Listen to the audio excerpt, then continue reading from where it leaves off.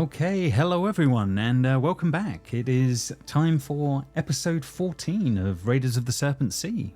We are one man down again for this week, but we will crack on. I'll do the opening monologue, and then we'll let the players loose on everything. Okay. In the shadowy corners of skaldic tales and fireside stories, where even brave raiders speak in hushed tones, the legend of the Red Witches endures. Long before the Witch King cast his dark veil over Grimere, these enigmatic figures haunted the deepest forests, tending to the twisted ironheart trees that seem as ancient as the land itself. They are known by many names: the Red Women, the Face Takers, the Huntresses. Each name is a whispered warning, a shield against unspoken dread that they inspire. It is said that they were once Heroldra, forest spirits who strayed too far from the light, becoming twisted manifestations of Grimere's darkest aspects. Now these mythical beings are all too real, alongside a new creature, a new foe, seemingly more powerful: the Matron of the Ironwood. Previously on Raiders of the Serpent Seas. In our last episode, the party were aboard their ship on the Serpent Sea, engaged in a chase with two smaller enemy boats from the War clan. They quickly realised that the enemy crew consisted of scavengers and foragers, rather than skilled warriors. Using a combination of spells and abilities, they successfully slowed down and disabled the enemy ships, eventually capturing the enemy crew and tying them up. After interrogating one of the enemy crew members, they discovered the location of the War clan settlement, Whiterack. Uncertain about the true motives behind the attack that destroyed their ship and killed their original crew, the party decided to sail to the War clan settlement to gather more information. They arranged a meeting with Gully Vestager under a flag of parley. During the meeting, they learned that he had attacked the party and destroyed the longships on orders from the Jarl of the War clan, Athos Vestum. However, the Gully now suspects that message he received may have been tampered with by individuals infected with the thorns of the Ironwood. Based on this new information, an uneasy truce has been agreed upon. 3 ships now sail north, one crew by the War clan, and the other 2 made up of party survivors and the Orn clan. And the cold north lies ahead. Okay, so when we were here last time at the end of last session, yes, you were obviously having all of that going on. You had done your parley with the group, and you had made it back to the ship for rest before you'll be heading off the next morning. You've seen the Gully's men have started loading up the second ship. Quite a beautiful looking ship with a wolf's head on the front, sort of blue stained coloured wood. Very nice looking thing, but that's being prepared. You have seen some of these larger wolves have been sort of loaded onto the ship, and you guys have sort of been back on board your own vessel for a few hours and of getting settled in for the evening. And it's really, is there anything that we need to work out, or is there anything you need before we rest for the night and work out the next steps? I want to check on my plant on Dave. on your little plant. Dave still sticking. You've made a little stash point for him towards the rear of the ship. Seems strong. Seems to be growing well enough. You know that your magics are helping with some of that, but yeah, it looks like a vibrant sapling at the moment, if that makes sense. It seems to be maintaining for now. It's still not disconnected from the whole. You've put it in its own thing, as you sort of suggested last session. But yeah, it seems to be doing okay on that front. I will sing it a Lutan lullaby, and then be ready for sleep. Yeah. How does that go, Jess? Where's that performance that's a performance check. I'm sure Hodor can sing a performance check just to see how badly he sings this song. Yeah, I'll give you that. I feel like Hodor singing would sound like a didgeridoo. On that front, yeah, fair enough. Yeah, I mean, it's not much more than a whisper, but he gets it out on that one, or they get it out. So yes, Anyone else have anything going on as time is passing and the evening is drawing in, and the winds will pick up as they normally do in the morn around sunrise, and you'll probably be off. I'll corner Router where I can for a chat. I don't actually corner you. Router, as you are aware, we all saw your past. We've seen how you died a couple of times, a few 100 times. That was embarrassing.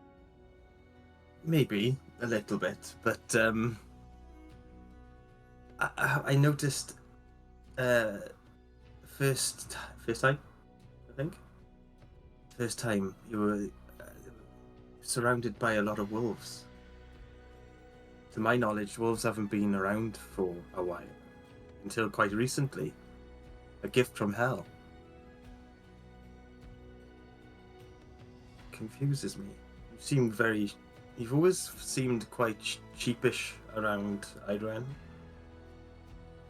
I can see why now. Wary, not sheepish. They are a sign of ill omen. I understand your clan. See them as beasts of burden and trainable creatures, but well, you saw in the past they are dangerous. Yeah, and there were certainly points in that dream where you were literally seeing them rip people limb from limb, working in groups. All manner of things were going on in some of those scenes. It was bloodthirsty and vicious. That is definitely true. You're not the first clan to see them as the same. That one is, well, their name is long lost to history at this point, but every time it's always been this. It's never ended well for them.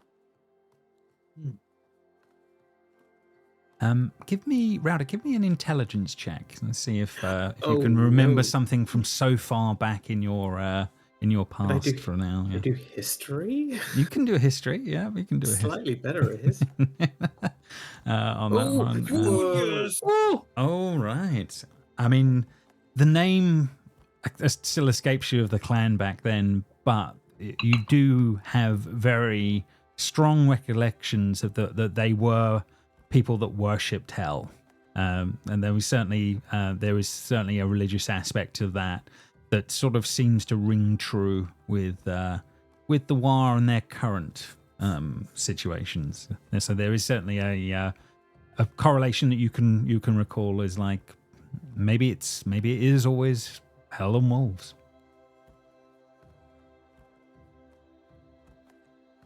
I have lived long enough to become free. It always ends the same. Round and round. It's one giant circle. It's kind of annoying, really. Wolves are never a good sign. Well, so be wary. You seem like one of the good ones. You can be less weary around Irene. She's... Look at it.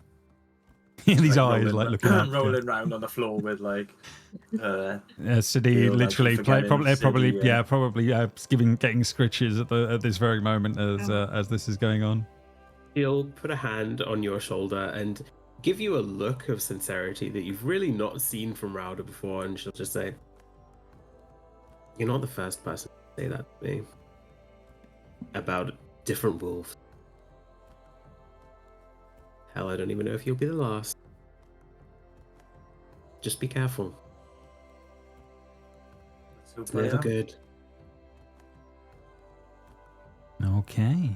I suppose as that sort of scene comes to an end, as they're on the boat, probably seeing these larger wolves making their way onto the other ship as well as they're talking, and the smaller one behind playing with Sadi. Is there anything else anyone else is up to on this evening before things sort of kicking into the long rest? I think Zisa is going to speak with Egil and say, if you are willing, I would take your dreams from you again tonight. Well, the best night's sleep I've had in a long time is when you did do that, and you're always welcome. And she seems like very very accepting of this possibility. Yeah. Also, this is a little bit of a fact-finding thing. If this is just her dreams or if this is actually hell, maybe I can learn something. Fair enough, no problem. Frida, anything for you before the evening kicks in? Yeah. So Frida would she's still kind of shaken up by what she saw, and she back in her captain's cabin, that I'm guessing is somewhere in the back of the ship. Yeah, a little bit of tent space is probably as close as you get on that front, a bit of canvas. But yeah, it's an open boat mostly. But that's about it. Yeah. She would like to take out the knife of her family, and she'd like to carve the insignia into the back of her shield.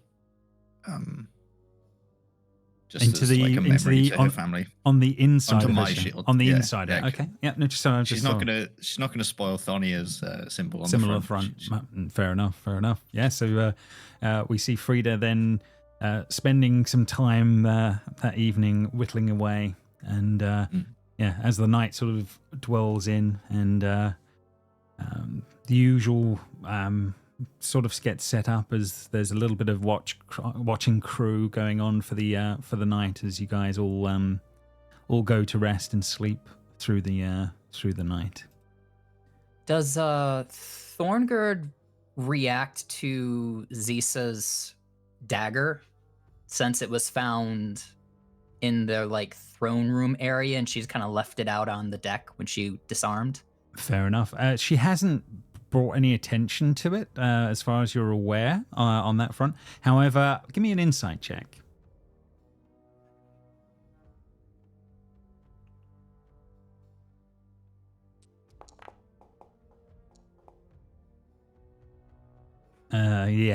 She's always been a tough one to read, so it's hard to say if she has noted it or spotted it, or just didn't realize in the time. But it's still hanging there when you came back, it wasn't removed. Yeah, I'd argue that Zisa wasn't trying to find out if Thorngerd cared, because she wouldn't care. Honestly, that was a Conrad question. I was just curious. Fair enough. Well, that's all right. Well, the rolls said it didn't have go that way anyway. So yeah, fair enough then. The night comes, sleep arrives. Oh yes, yeah, you will have to roll for your thing. Okay. That's a bit higher, but he's okay. It's low, 1 and 2 is what I'm going to do. Oh, you got to go low. Oh, okay. So it's the other way around. Okay, fair enough on that one. Hodor, you are in your home, back in Lutan, on your family's lands. There is a fire burning. You can see the usuals of your home, and there is a figure sort of sat hunched over nearby the fire, sort of warming their hands. Larger, male, and yeah, you think probably your father from the image that you're seeing from the back.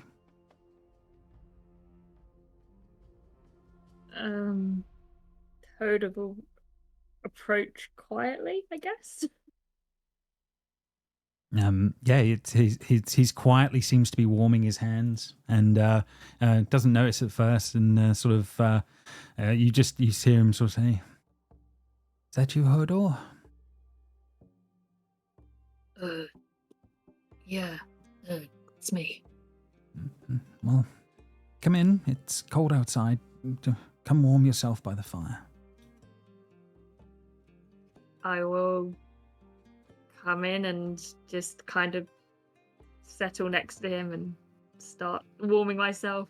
Kind of like looking at him a bit curiously, because it's probably been a while since I've seen him, and seeing if there's any noticeable differences since I last saw him. He is the exact picture of what you remember of your father as you're looking on, and he sort of looks at you and says, "How are you doing?"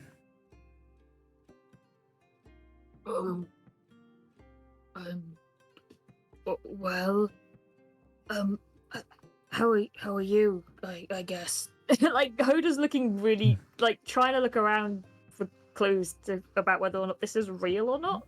Fair enough. I mean, it looks like a home. It looks like things in there and another one in. But your father says, "I don't think I'm doing well, Hodor.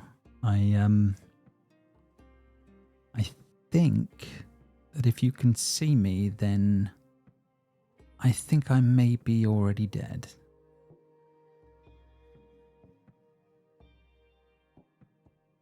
Wait, what do you mean? I remember the men coming to the house. I remember pain of a blade. And then I was here. And I've been here for a while. And then you showed up. And I know you haven't been here in a long while. It must mean something, but I think I might be dead. Well, that's hard to take in. For you and me. Yeah, he seems definitely. a little bit shaken by it himself. Believe me, I when nothing happened and no one came for a while, after having that memory, I doubted it for a while, but I don't think this is real. I don't think I am truly here. I think this is me waiting, or I not died a hero's death, so I don't think I can get into the beyond in the way I want. Maybe this is purgatory? I don't know. Maybe it is something else now that you're here. I don't know. Well, I'm pretty sure I'm not dead. I just fell asleep on a... And he does sort of grab your shoulder at that and sort of like, that's a good thing. And so you do not think that you have been injured, hurt, taken away? Not that I can think of. Good. I last just fell asleep on the ship. And he seems to sort of smile a little bit at that and sort of takes it back and he says, well, there is at least that then. Maybe I am allowed to speak to you before I move on. My thoughts are often of you and your brother. Well, if this is the last time we speak, I think it's important for you to know that we're together at the moment. At least you can have that peace with you. That's unexpected to me. But Was it unexpected for both of us as well? I think he was drunkenly signed on to this voyage. how is he doing? Not well, if I'm being honest. He showed some signs of magic, and I did react the best, I must admit. Kinds of magic did you see? Lightning was the main factor. Not your kind of magic, then something different. No. No, his came from the sky, mine comes from down there. That's troubling as well, then something is going on there. But you're a smart one. You'll keep an eye. What are you planning to do next? Where are you heading? Well, we're hoping to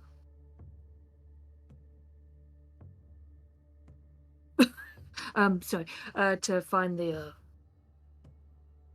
we're working with the war at the moment. And heading north. So you just Heading you tell him roughly Yeah. what the thing is. That's not a problem. He says the War clan are a very odd bunch. I wouldn't be very trusting of them. But then I can't even say that we can even trust our own clan now. I am sure that the Jarl he must have sent the men that must have killed me. I'm afraid there's a lot that now lands on your shoulders, Hodor. Well, I have a good crew working with me. They can definitely take some of the burden and carry us through. We ourselves have been attacked by our own men. They seem to be under some sort of magical influence. Well, you need to work on what you can, become as powerful as you can, and take back what was ours once. You can do it all, I'm sure, now. I definitely can't do it alone, but I'm working with good people. I have hope in them for great things. And you have some power of your own already. It's not good enough. Nowhere near good enough for what we're facing, but hopefully with time, it'll get better. I have a friend, I think, that might be able to help with that as well. If I can make my way through this dreamscape and find you some help, would that be something you would be willing to do? Take on extra power? Absolutely. Anything to be of use, to be of help, to be strong enough for everyone, for you and for Mum. Gods, I hope she still lives. So she has not come here either, so there is hope. Maybe. I will do what I can. I know there is powers in this world that I can call out upon. And if I can get them to help you, I will. I swear on this. I trust in your word. Father, you've never broken it to me before. Then head north. Don't trust the War clan. And then, when the time is right, we will find you what you need. Hodor just nods. Is it weak of me to say I'm not ready to say goodbye to you yet? And then sort of as you're actually sort of saying that, he seems to be fading away in the moments as he's quietly disappearing. And the darkness takes you for the night. Okay. The next morning will arrive. No, apologies. No, there is one last scene in the darkness on that front. Apologies. There was one that was thrown in. Zisa, you will have the same dream that you had before with when you were dealing with Eggle. There is a ship made of bone and body parts, crewed by odd visages of men, half men on board a ship, and there is some sort of a woman at the front of the ship. Her face a dark mask, half flesh, half bone, wild hair, and she does seem to notice you again as the dream plays out. Does she speak to me? No, not at the moment. But you are on the deck of the ship with her as you see all that going on. Make a perception check this time. I'm guessing I don't have my owl with me in the dreams. Not quite got your owl in this situation. Yes. Okay, yeah, fair enough. I'm starting to see the argument about hating 2 dice. Yes, when you can see the 18. Yeah, there is definitely reason. But yeah, no, as the boat is moving along, the cold half woman at the front of the ship seems to be staring at you directly. But nothing else sort of stands out in the moment. Just the half face. Is Eggle still tied to the mast like before? She is indeed, yeah, exactly as was. Does she see me? It's hard to say. I mean, do you try and interact with her? I don't think interact is the right word, but I do think Zisa before might have just stood and observed where she was at, but now she might try to walk the deck of the ship, and she might try to get into her eye line. No problem. Yeah, you sort of seem to. I suppose as you're passing into her eye line, the best thing that you can tell is that her eye line is pretty much fixated on the woman at the far end of the boat. She does scaredly dart her eyes around other things, but she has the most fear of whatever the woman represents at the end. You don't think she's actually seeing you in the moments as things are. Okay. Next, if I look up at the sky or at the horizon, can I maybe identify where I am? Like, is this a true place in the world? You can make a intelligence check. I mean, I'm going to say that you see that it's an odd scape, if that makes sense, and what you're seeing in the skyline. But I'll give you a little bit more on that one with an 11. You get the sense that you are not in this world in some ways, because the water around the ship is reacting differently. It is glowing. Slightly ethereal green would be the best way of putting it. And the sky, although it might be some sort of a star sort of shine above, you can almost see like liquid glass going on above, like there's another layer of sea above, if that makes sense. Okay. Definitely doesn't. Yeah, it feels otherworldly. Let's put it that way. Yeah. Well, we know that she can take those who have fallen into the sea. It would make sense that maybe she travels beneath the surface of the sea, or at least in a place that is represented by that, is what Zisa is going to. Yeah, there may well be other things going on in the vision that you're seeing, and how much of this is Eggle's feel of a place rather than the reality. It's hard to say, but it certainly. Yes. It certainly has all of those sort of things, and I think it's probably just as the last of that is going on that you can see like dancing over the waves, wolves sort of prancing across the water and sort of jumping, large dark creatures, but with sort of a slight green glow to them as they sort of make their way along, sort of keeping pace with the ship. And I think that's kind of where the scene sort of pulls back, and the dream will begin to end. Okay. It is the next morning. I would say that the scene that we kind of suggested happened at the end of the last session now happens. You watch as the Jarl literally will make his way down, broad-shouldered, literally riding on the back of his wolf down towards the actual down towards his ship, and getting his last of his crew prepared. Frida, you all awake, and you are awakening and starting to get the ship ready for setting off on that front. But yeah, it's all hands on deck as things start to go, as you're starting to make your way ready to make the off.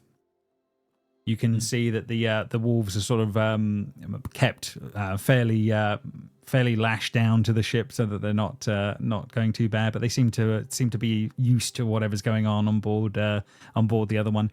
Their ship is considerably larger than your one. It's certainly an impressive thing to behold as that's going on. But yeah, you guys appear to be almost ready to set off.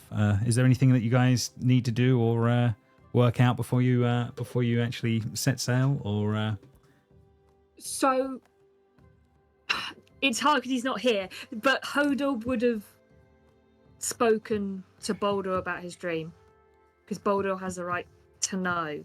Interesting. Okay. Well, fair enough. What we will do is I will say that there will definitely be a thing there, and we will ask Seb, and A brother time, yeah. a bit of brother time has happened. Whether or not it went well or awkwardly, but we'll work out that he will that will be a thing, and we'll role play that in the week and work that one out for next time, which will be a good run up to bring Seb back in.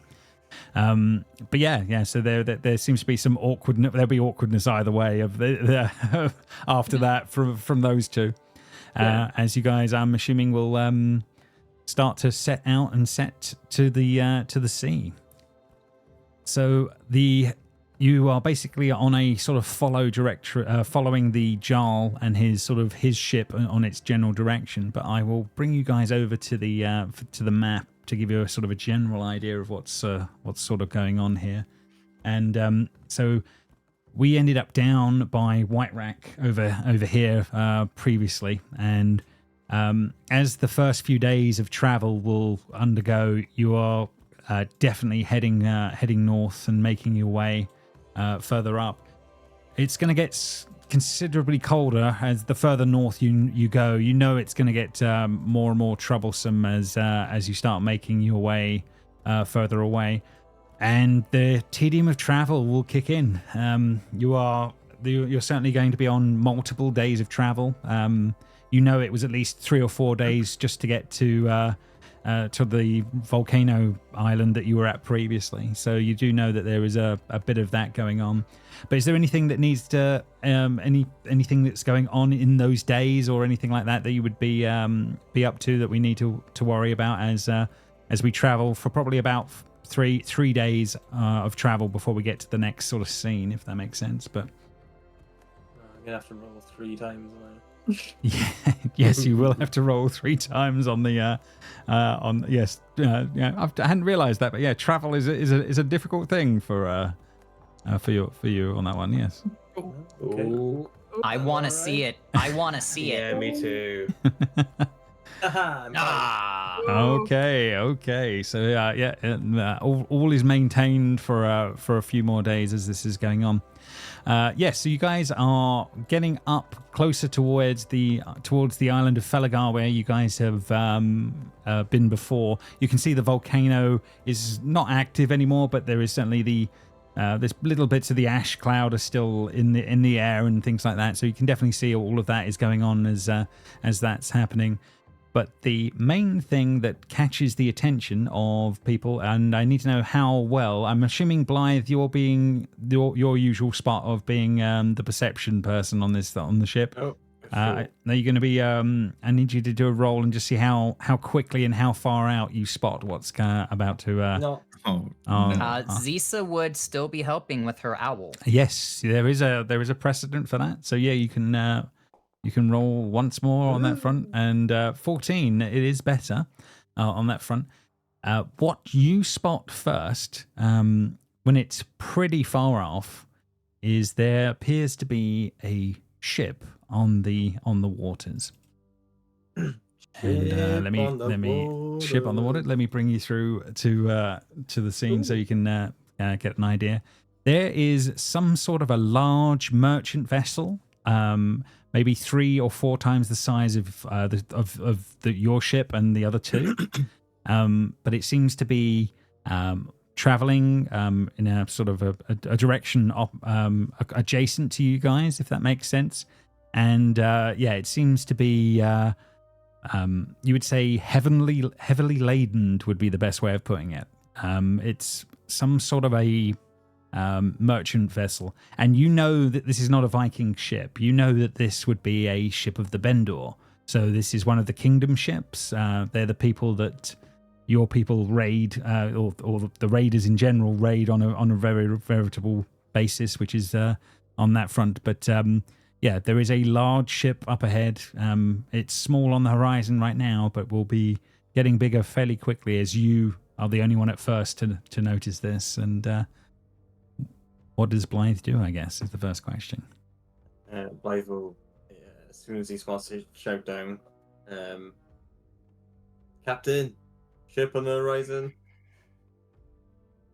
Aye. Pass it over to Joseph. There we go. What do you do with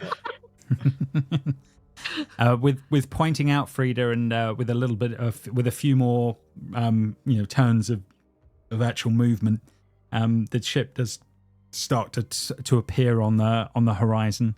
Aren't like spyglasses? They're quite rare, aren't they? Yes, they are. Yeah, absolutely. A quite a rare Maybe rare the item. Bender ship has one for you. We shall see on that front. But yeah, a larger vessel, Frida. You know a few things about ships like this. This is what they call a merchant ship. A merchant skip would be the thing. It's usually something that has a crew of around 40 to 50 people normally. Obviously, depending on how well they're trained on that front. But it'll obviously be loaded with cargo, the usuals probably. But at the moment it is coming a little closer, but probably hasn't spotted your ship at first.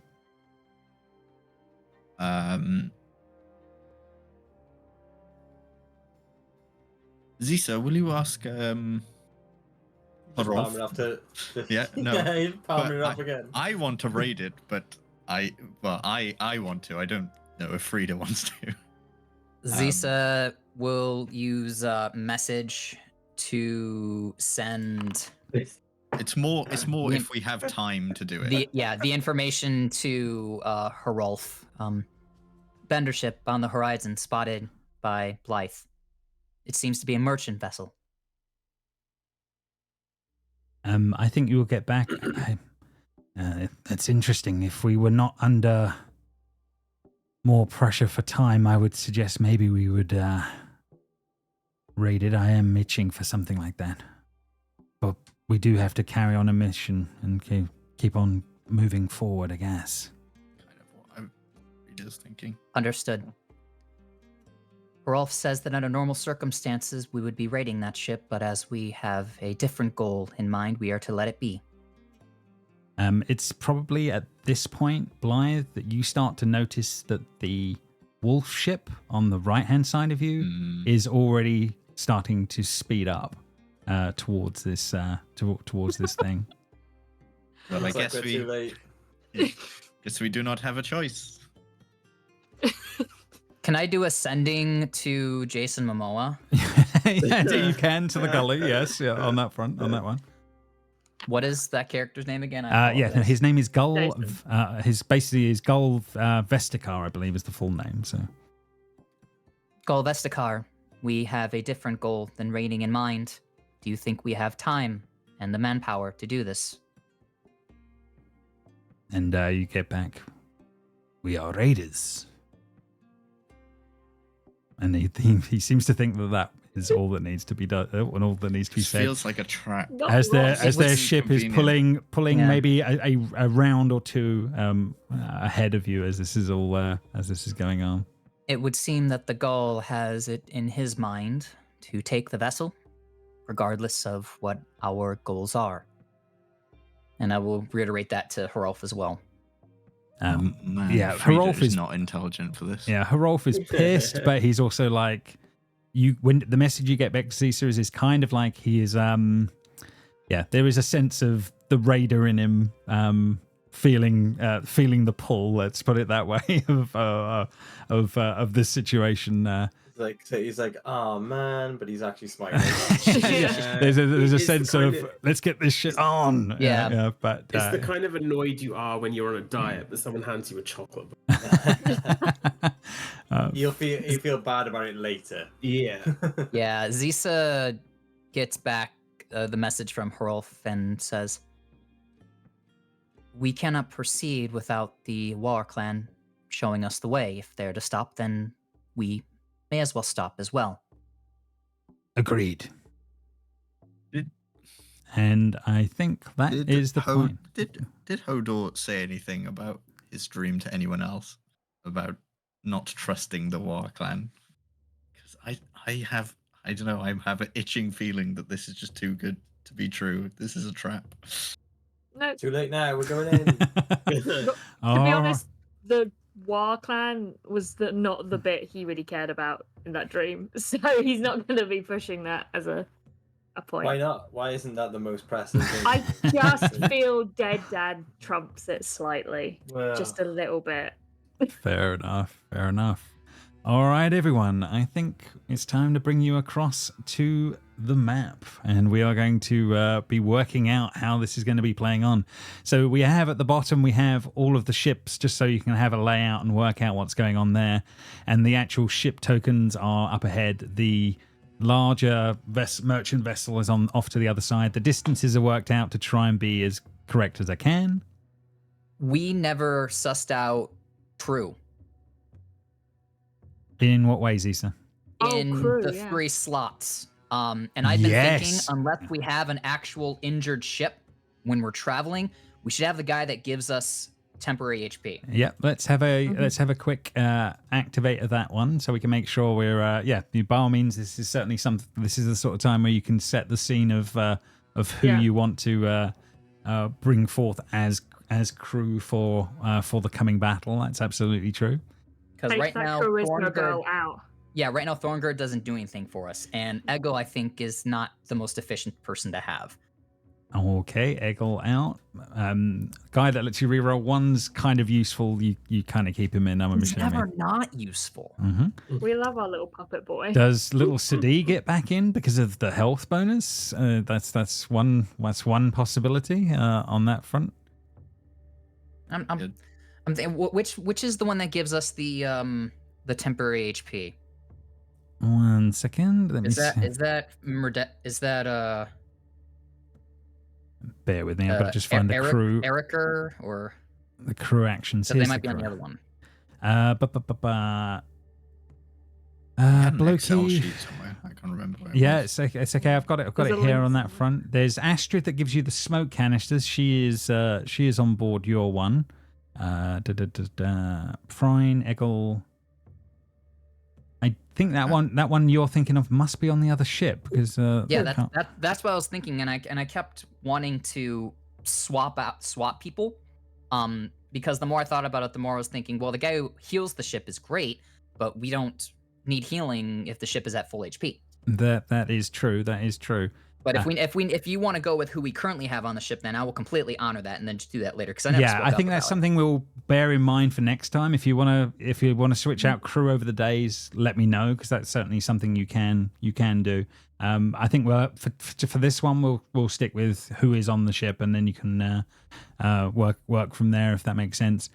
So you had Raldam, which is the cartographer guy. He would be not much use in a combat situation, so I'm assuming it's probably not going to be him. Eggle does give you extra radiant damage when you when melee weapons attack hits. Astrid does the smoke canisters. Halden is on the other ship, I believe, isn't he? That Halden's the one that can give you temp HP to the hull of the ship, and I think you went for the one that could repair the ship on your one. Blokey is the one that can do the out of action healing on that one, and can do the Song of Rest stuff. Ford can do the rogue stuff, can give you some extra bits on traps and picking checks. It's not looking great for combat right now, if that makes sense on that front. But Sadi would probably be useful for her one, if that makes sense. Bring For the healing. child into combat. Bring the child back into the I combat think Sadi and Eggle for sort of for a fighting little would be bit of best. the extra that she can bring to the table. After this raid, can we swap up the active crew, or is this who we have for the day? Basically, you can. I think when you can once a day you can swap them out. So I'm not going to say it has to be exactly at one point of a day, but I think once a day you'll be able to. Outside of an event, you can swap them. Yeah. Okay, cool. So yeah, Eggle's one is that. So just as a reminder for all of that, and then there's the reroll ones guy and the and Sadi for her healing abilities. Okay, right. We'll go back to the combat tracker then. So the way this is going to work then is going to be we're going to use ship combat rules. So it's not going to be everybody's going to be rolling in. Basically, the ships will be rolling in, and we will be using those as the as what's needed for that. So bear with me. And so they will be added to the combat tracker there. And then we will have this one here. Sorry, one sec. Can't quite catch hold of that. Okay, so I'll bring those two bits there and that. Right, I think I have to do the rolling for you in this case because of it's for the long ships. Although I may have brought it through for you, Frida. You might see the ship in there. I can roll. You can roll for your one. That's okay. I will roll the other ones. -1. Why do I? Oh dear. You're not very dark. Well, it's the ship, not yourself in this particular cases. This is all going on.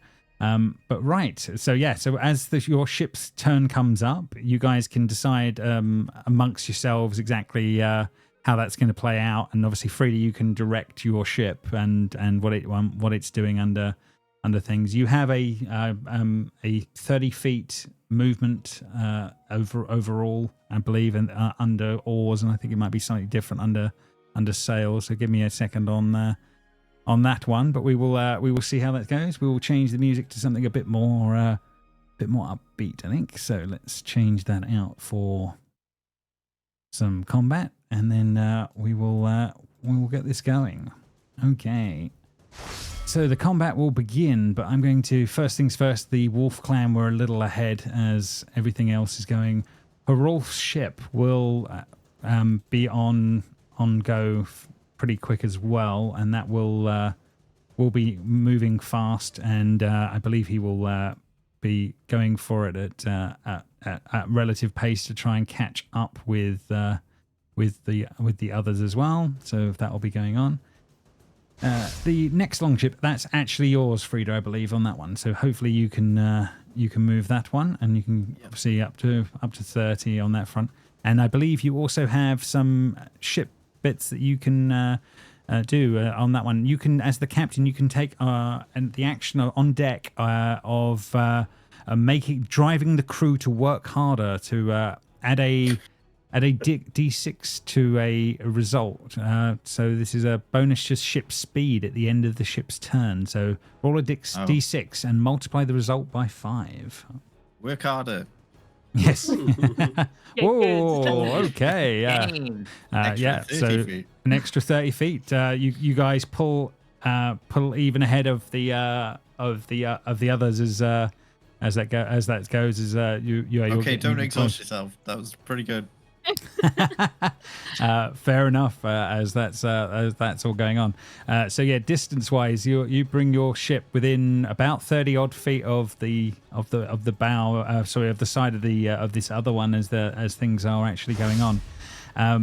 The next ship on the order will be this one, and bear with me on that one. Let me bring that round. As coming from the rear of the other ship, there is a vessel that's more of a similar size to your one, and it sort of pulls round the side of the ship. It turns out this one is under some sort of an escort as this is going on by a smaller vessel, and I think at this range they can only set a couple of heavy crossbows as a start point, aiming at the front of the ship.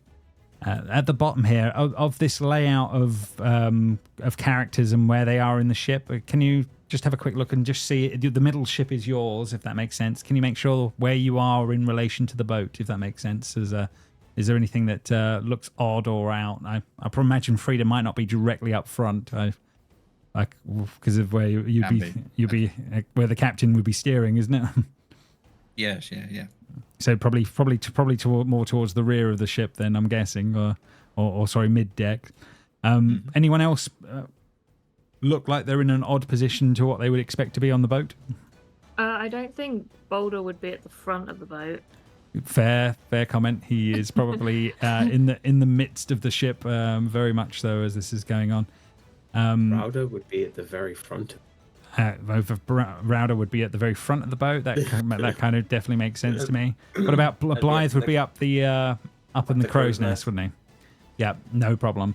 Okay, so on this first round, then I think the way this plays out, Rauda, there's one sort of heavy crossbow shot is sort of aimed your way, and now I don't like 2 dice. I rolled the 3 and didn't get the crit, and then the second one, I'm going to say Blythe up in the crow's nest. A arrow comes flying your way. As that's going on, and they roll a 9 as well, so they will be missing as the ship comes to bear. Next on the list, the Gull will be moving his ship on and forward, trying to get into the fray of things, and he will be pushing forward, and I don't think they're quite in range of what they're going to be doing yet. Bringing us to the top of the turn order, and that will be Hrolf's ship. He will be coming up on this side. And then Frida, back round to you. And then now, guys, start bearing in mind you're going to be within 30 feet of certain ships and things like that. So there may be stuff that starts to occur that is more character level, if that makes sense. And then if you do board another ship, then we may break and then go to a normal combat, if that makes sense, if it turns into something like that. So, can I put False Life on, please, in this point in time? This round, yeah. I just watched Rauda get like. Yeah, this is your ship's turn. Each of you can do what you can do in this round, if that makes sense. Nice. So you can absolutely do a bit of that. I would like to take the dodge action, please. Absolutely, definitely can definitely take the dodge action. Frida, obviously you're manning the ship. What's your thought process here? So this big ship, does it look like there's sort of combatants on it? Like, are they just going to try and flee if they're being escorted by somebody? If we just, I think you make a perception check. Now you're seeing how this is playing out, and can Blythe do it? Yeah, would you tell Blythe to like?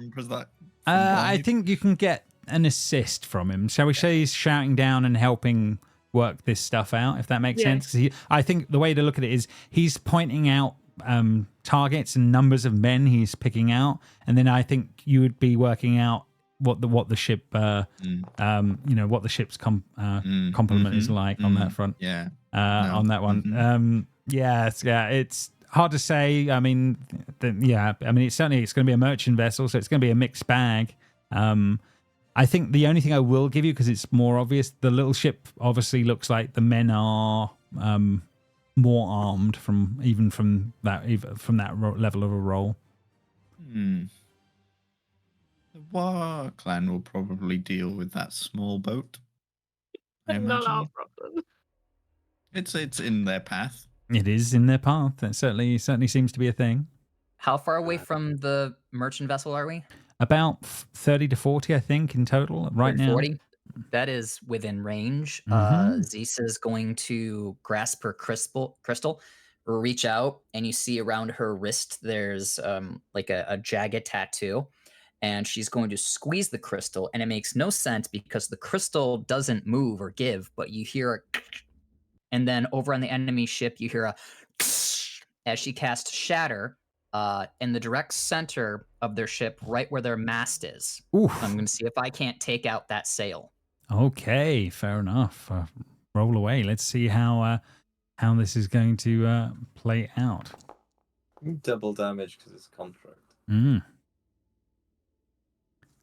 Con save of 14. Surprisingly, they do have a constitution on that one. So constitution, let's see how it's going to do on that one. Saving throw incoming. And the ship rolls a funky 7 on that one. So Nice. it will be taking 26 points of damage over the damage threshold of the ship. And yes, you are actually doing hull and sail damage as this is all going on. As the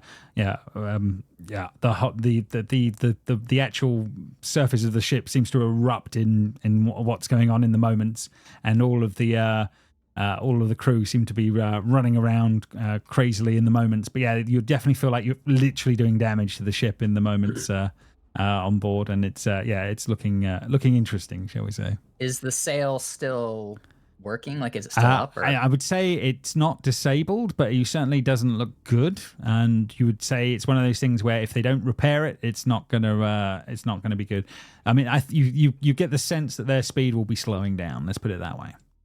Okay, and then as a free action, I will drop prone, which is basically her ducking behind one of the decorative side shield things that Viking ships have. Fair enough.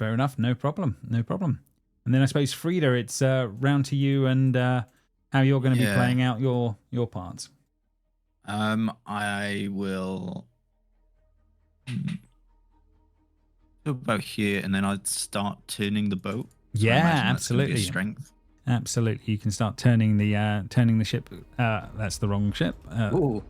Your ship on that one. So you to come alongside that way, or trying to get alongside it. Yeah. So you're starting that maneuver, if that makes sense. So I'll say you're starting to get in line. So you're looking to board this this other vessel by the looks of way things are playing out. Is there anyone else up to anything in the moments that's gonna play out this round before we let the other ships come into play?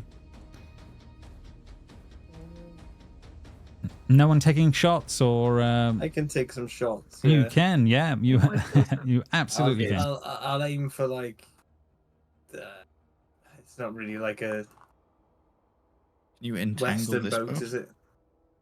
So, yeah, do you want to aim? You're aiming for the other little boat, or are you trying to pick off crew off of the merchant ship that's in front of you? Either way is acceptable, if that makes sense. Is there some sort of like helmsman on these sort of boats? Make a perception check. I mean, yes is the answer, but can you tell in the thrall of what's going on? Since it is a different make of ship, I guess it wouldn't be where you Correct. normally This look. is not a Viking vessel that you're looking at. 17. Yeah, it's 17. Yeah, there does appear to be some guy in amongst the thick of it that seems to be on some sort of strange device, and you think that must be something to do with the steering. That's weird. Longbow. Oh, that's weird. I'm going to longbow him. Fair enough. Yep. See how you do. A longbow him. 20. 20 does hit, and you will do 7 damage to him as he takes the hit. I will get Erwin to dodge. Like, what else am I gonna do? Fair enough. Okay, if that's everyone else is done for the turn order, then we shall let things play out. The other ship will start to make its way up and across, and is getting ready. But they are very disturbed by the larger blue ship that seems to be coming up on their side. They're already starting to trade shots as this is going on. The Wolf Clan will be literally going for clashing with the other ship as this is going on, and yeah, you can see how this is going to start playing out, that they are going to take out that other vehicle first before joining on board the merchant skip. And then I think the way this is looking then, guys, I think it's going to look like we're going to be going into a boarding action on board this ship, and we'll be able to roll into some normal action as the Wolf Clan will be dealing with the other one. So I'm going to take us out of this combat, and I'm going to say, Frida, you've pulled you guys alongside, if that makes sense. And then I think if you guys want to go and grab a quick drink and bits and bobs, what we'll do is we'll just adjust the map now and move your ship close by so we understand the layout, and then we'll go into more normal combat, if that makes sense, and see how it plays out. So yeah, we'll go to a slightly early break. All right, everyone. Well, welcome back. So yes, we have just we basically rolled for combat now, and we are ready to get this underway as this Viking ship is now boarding the merchant vessel, and yeah, we can begin the combat and work our way through. So coming to the top of the tunnel, so Blythe, yeah, you obviously there's sails here that are sort of intermingling a little bit with the top mast of the ship here. What's Blythe up to? Or have we lost him? I don't know if Jamie, now? no opening is it stopping, and then it's all catching up afterwards. So I don't know how far I am with anything. So I guess I'm just going. This guy here, that's over there. Yeah, the guy that's actually doing the piloting, as far as you're aware, on that front. You're going to take some shots at him. He deserves to be shot. Okay, Yeah. he deserves some shots on that one. Are you able to roll is going to be the question. Yes. Oh, it looks like possible. 21 for 13. That is definitely going to work.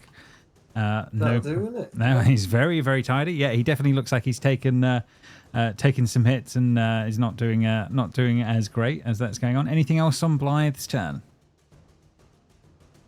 I will do a hold their action in case someone bite him. Yeah, someone tries to board the ship or something. Okay, yeah, no problem at all.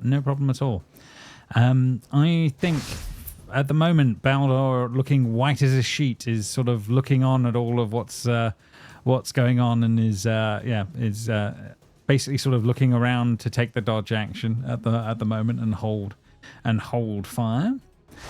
Next on the list, this little group of guards, they will be starting to trade some pot shots with the crew on this side. So I'm going to let them do a little bit of that. They've got to be careful and not throw away too many spears here. So there's going to be a little bit of a couple of them are thrown just to see how they will do. And we get 1 for 7 and 1 for 5. Taking a couple of the raiders and doing a bit of damage on this side of the ship as that's going on. Next down on the list, okay, this group are further forward on this front, and I think one will try and go for you, Blythe, up top. Let's see how he's going to do with that as this is going on. Incoming. And spear 19 for 5 so on that one. So that's pretty good on his front. And then I think a couple more Rowder. There's an incoming 1 and 2 your way. And that will be a 14 and a 20. One hit. Even at disadvantage? Even at disadvantage? No, sorry, apologies. Yeah, so yeah, 11 and 14. 11 and 8. So you are absolutely spot on. So yes, you are correct on that one. Well done. The veteran guy, what is he going to be doing up here on that front? I think he will be trying to trade blows with Blythe. He's going to attempt to do a crossbow shot and see how he's going to do. So incoming on that one, Blythe. He's trying to trade the shot. Will a 17 hit you? Oh, I don't know if Jamie can hear us at the moment, but if you can, that was going to be a 17 for 5 if that would hit, but it does hit your AC on that one. So Jamie, I'm going to. I hear you, but I just didn't realise.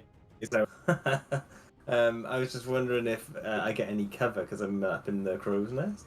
Fair enough. Yeah, I don't think so at the moment, but That's fine. Yeah. I'll have a think on that. Yeah, I haven't thought about it because there's a height problem for this guy on that front. Oh yeah, I will give you half cover. I think that is fair on that one. So What does half cover do? I believe that's a +3 on that one. Let me just double check. One Oh, sec. then it doesn't hit. There you go, as it goes does hit. It's whistling. 20. That does hit me anyway. Fair enough. Fair enough. On that one. So yes, what we'll do is I think we can add it as a cover option is in there somewhere. Oh no, I'll add one in if there's not a half cover option. Oh yeah, there we go. Half cover is there. So I believe that will increase your DC. There it is. It's giving you a little bone. +2 on the bonus, so I'll add that in there now. Okay, yeah. So so that hits you for 5, and I believe the guy will go prone, trying to see if he can keep himself alive as that's going on. Hodor, round to you. Cool. Hodor is going to move a bit closer so that he is closer to the boat for this. Mm-hmm. Yeah, you also feel that you could get up onto the deck if you had to. If that makes sense.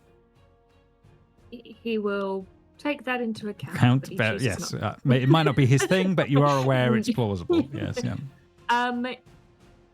He's going to cause a little bit of chaos on board, and he is going to cast onto their deck a Dust Devil. Fair enough. So that's the one that does damage on their turn. And it moves around. And it moves so it just kind of moves around. No so problem. I'll pop it in between. In between these two guys here, so I get 2 and 1. Okay. So any creature that ends its turn within 5 feet of the Dust Devil must make a Strength saving throw. On a failed save, the creature takes 1d8 bludgeoning damage and is pushed 10 feet away, so they could fall off the boat. Fall off the ship.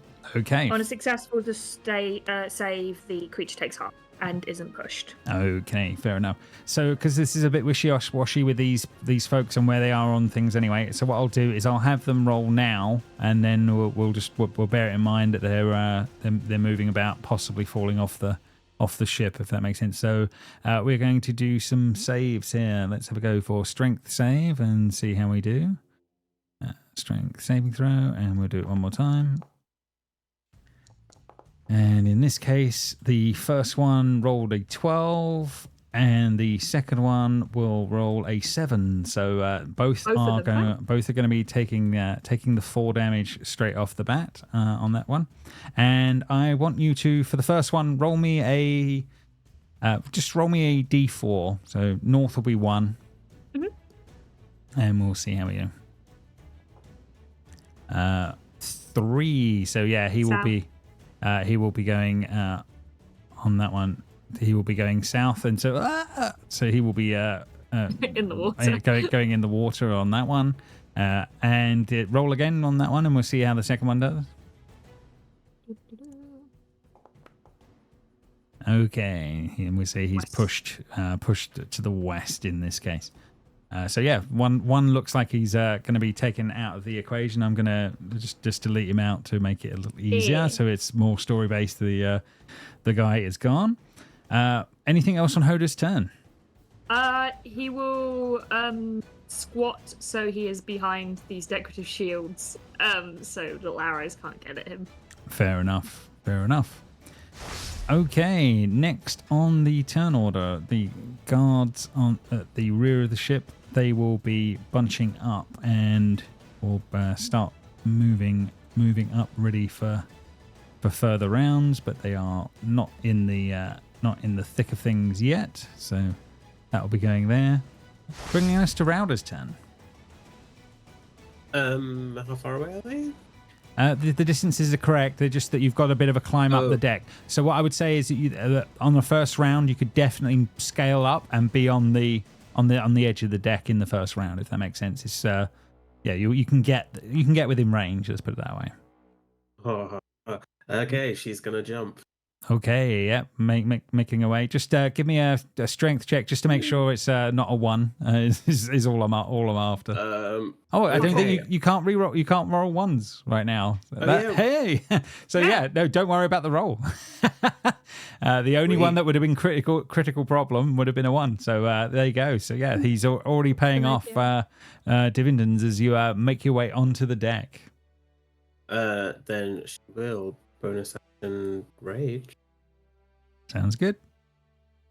Did it do the thing? Oh, it didn't do the thing. Do you want me to just set it off on your token for you? Oh, you've done it. Well done. Well done. There you go. And then recklessly, great act. Yay! How? Whoa, okay. Is that your second? Wow. That is my second, yeah. Good lord. Oh my god! There you go. Yeah, I mean, he doesn't have those sort of hit points. You insta kill the first guy as this fury lands on the deck of the ship. And then she just makes a show of it. Just Yeah, as there's fear and looks in some of the eyes as that's going on. Okay, next on the turn order, a few of your guys are going to be hurling axes just to show their willing on that front. Let's see how they're going to play out. A 5, a 9, and a 13. A 13 might hit these guys. It does not. Ugh.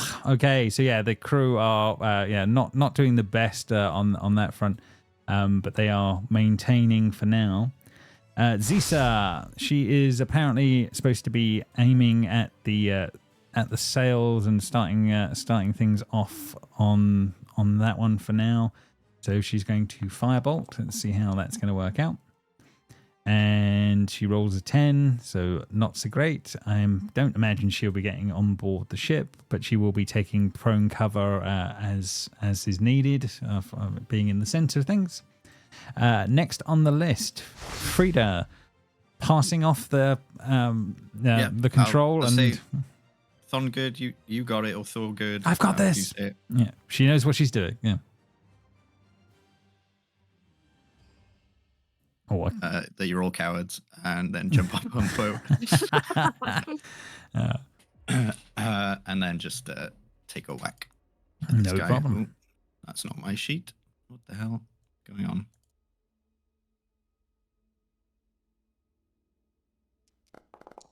Incoming. Bored, so I won't have my shield up. But 13? 13 will miss, unfortunately, on that one. Yeah, they're basically guards. They've got a little bit more AC than that. Cool. Let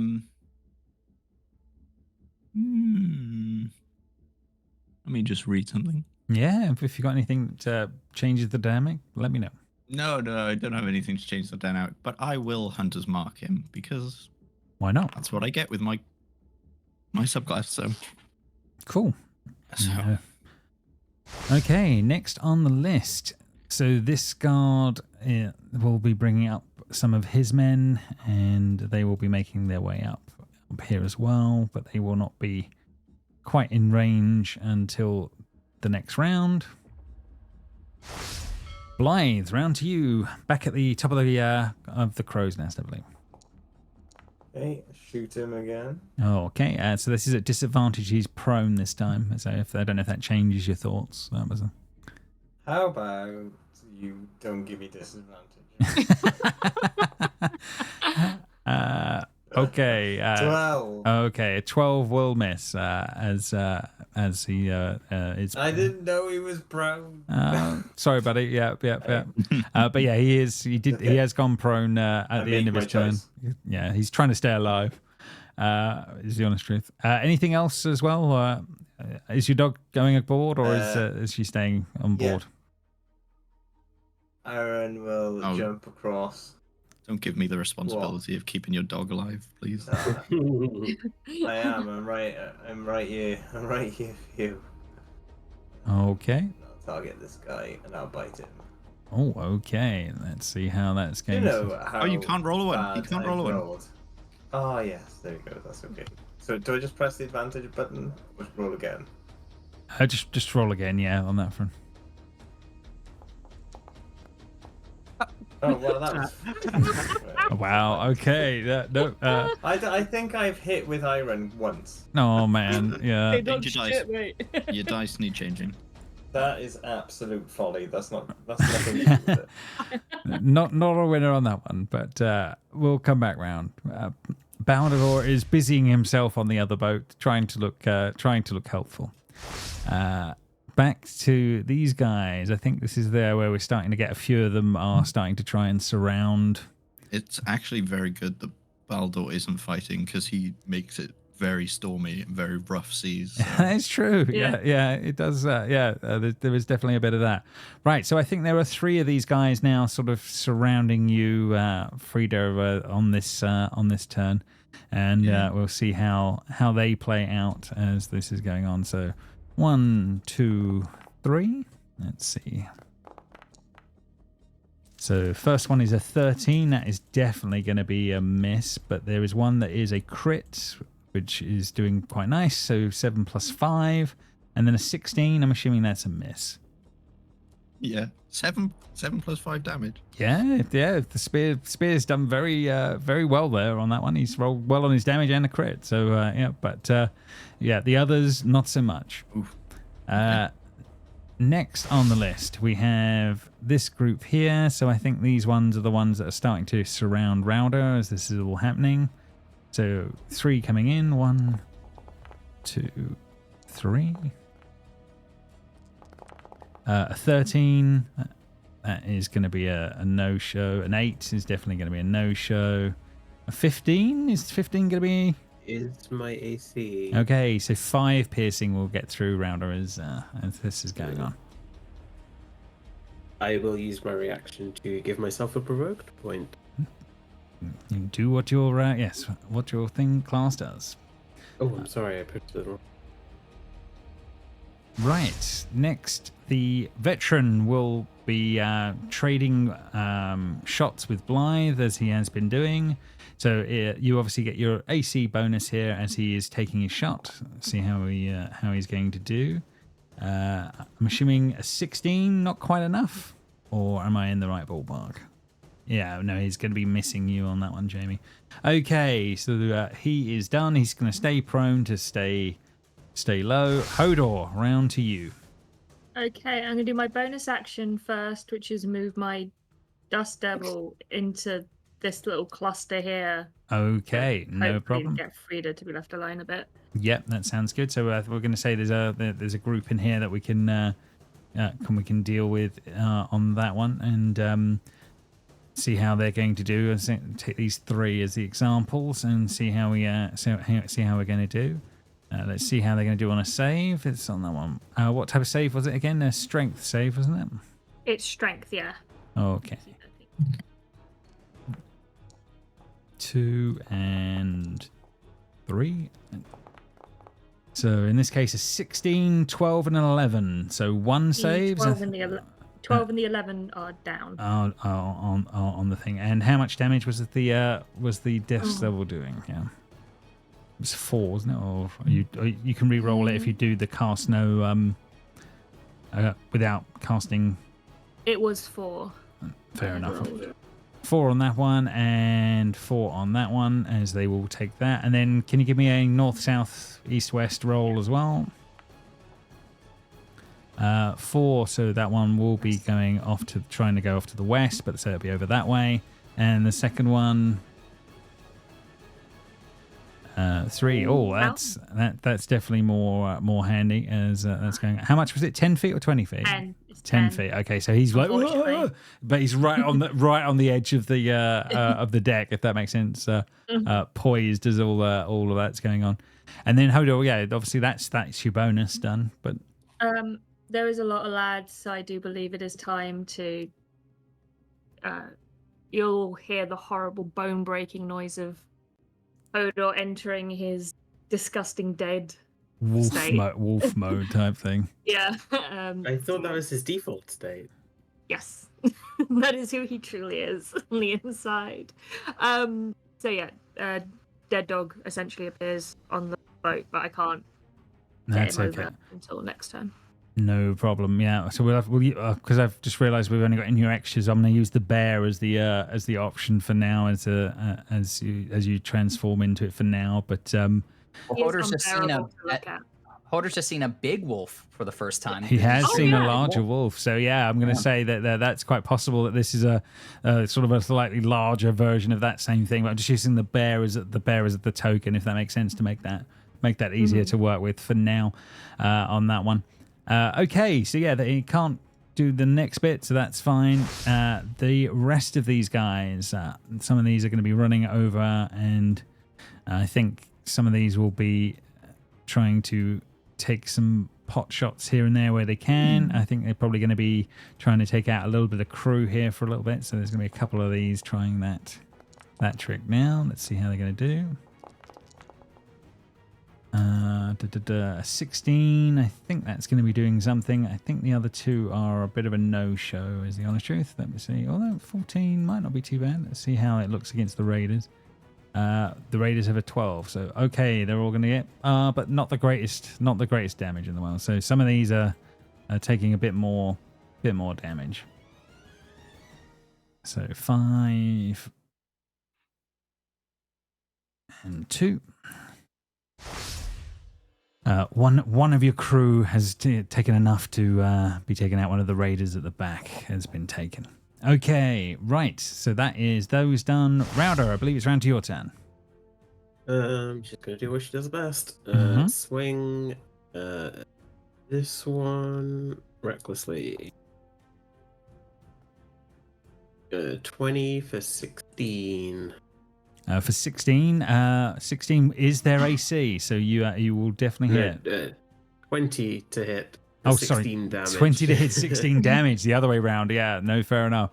I think that he has 11 hit points, so it's another insta death as another one is vaporized in the moment.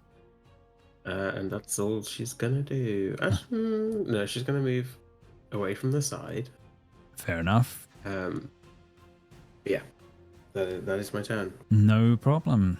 Okay, so your raiders. So one of them is gone, but we can still hurl a couple of axes back at the crew. Let's see how they're going to do. On that front, 14 might. The others are not so good. 14. No, 14 won't hit their AC. So yeah, no, all three of these are going to be a miss. Okay, well, the crew are better rowing than doing the other stuff for now. Zisa, she will carry on firebolting. I'm here. Oh, you are here. Apologies. Then Hi. you can do what you wish, then, Conrad. And I'm free of having to do that. So no problem. Yeah. Obviously, What did she firebolted the sails last time. She went prone again, and then obviously now this is round 2. Okay, so my question is, this took us 3 days to get to where we are now, right? Correct. Yes. Yeah. We kind of glossed over those 3 days, but Zisa, in her spare time, when she wasn't traumatized by visions of her past that she didn't remember, was scribing spells from the body of the wizard. Absolutely, you would have had this. Can I say that you had allowed me to scribe the last second level spell, Flaming Spear? Sure. Yeah. If you want to go there, if that's the one of the ones. If you felt you had did we have enough money? How much monetary value are we talking overall? Would you have taken? That was because of the nature of scribing. It is cheaper. It only costs 25 gold to scribe, but it takes 8 hours. Right. Got you. So it takes twice as long, but it's half the cost. Gotcha. And I was saying that the new spells that I was scribing, I was using the Darkest Ink from the tower originally. Yeah. So I don't know if you want to make that the monetary cost, and I just have less of that now, or what? Yeah. I think you've got way less of that now. Maybe enough to do 1 or 2 more spells and nothing more. Okay. So then I don't have that prepared for today, so I'm going to use my Dreamer feature, which lets me swap a spell that is prepared for a spell that isn't. So I'm going to go ahead and unprepare, we'll say Earthbind, and I will prepare Flaming Spear. Oof. And then I will actually cast Flaming Spear. And I will put that right... Where can I do the most damage? It's a wooden ship. You're sticking it on a wooden ship. It's going to do a lot of damage. Mm-hmm. I'm going to put it...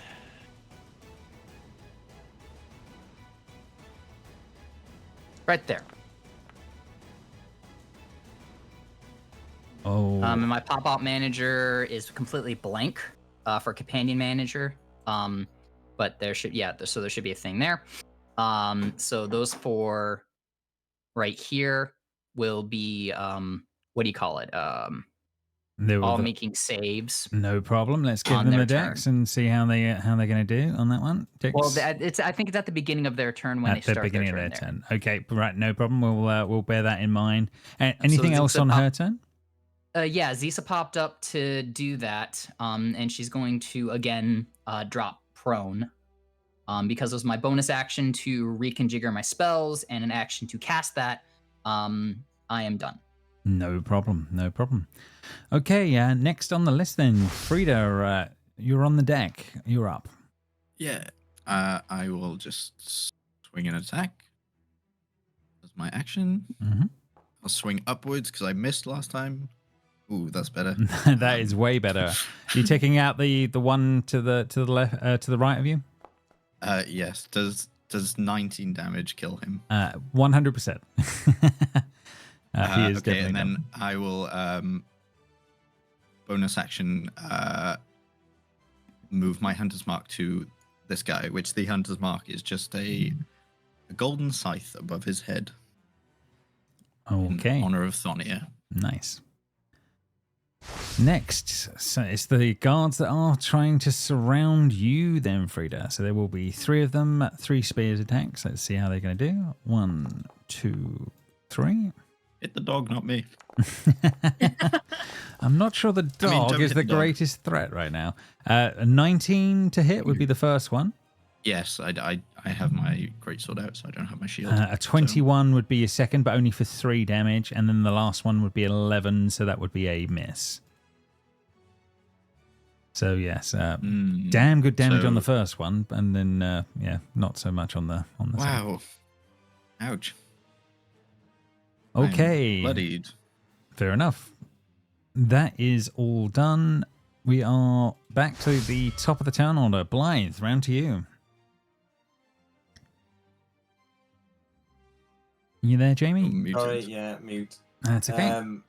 It's only because of my incessant swearing and stuff about the problem with the with the computers. Fair enough. They're always fun and games. I'll attack one next to Iron and Frida. Sure, absolutely, no problem. If I have marked it. Nice. Well done remembering for targeting. Thank you. Which one? Yeah, I mean, he did not know what was coming in the moment, and he drops instantly in front of your wolf and Frida. And then Aaron will run to here and attack this guy. No, go here and have pack tactic. No. Yes, I could actually. That's a good point. Fair point. Gotta get that. Yes.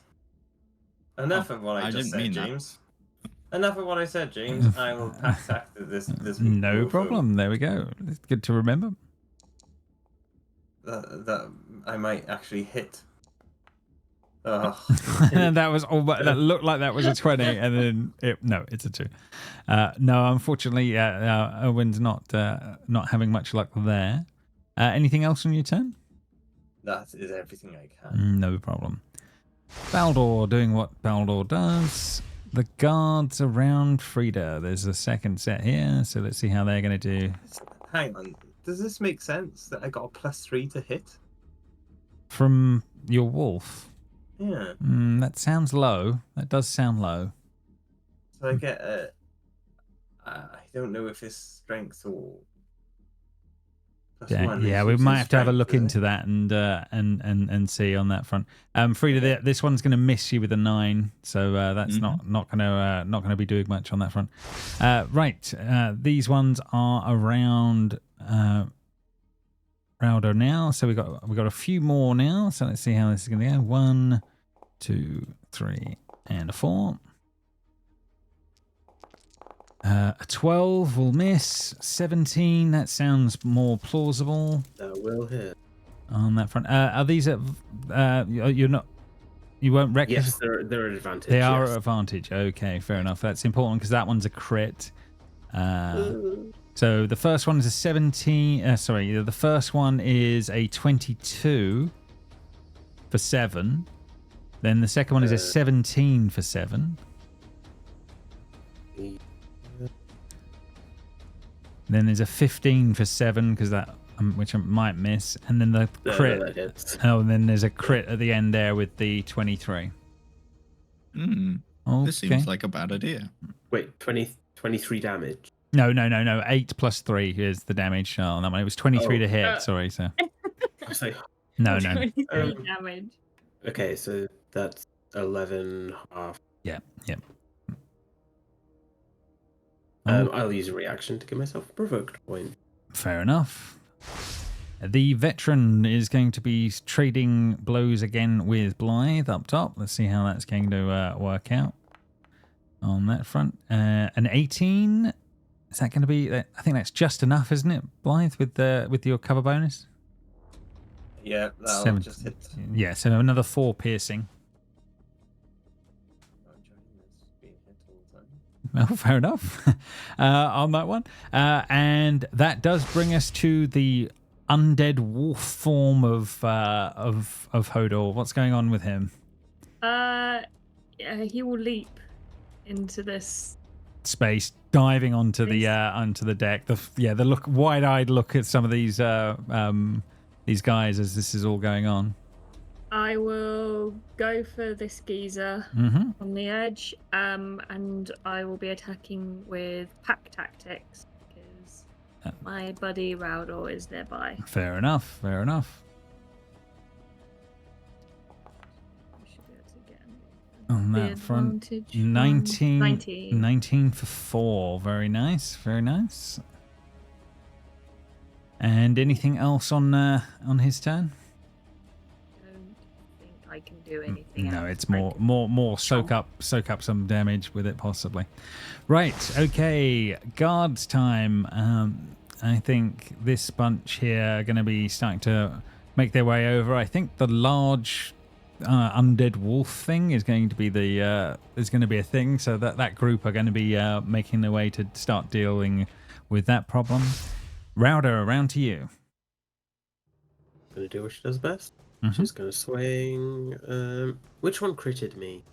Oh, I'm going to say this guy here with the smirk on his face is probably the one. He's getting an axe in the face recklessly. Fair enough. 25 for 16 down. Yeah, he has this smirk for a moment, and then is gone the next second.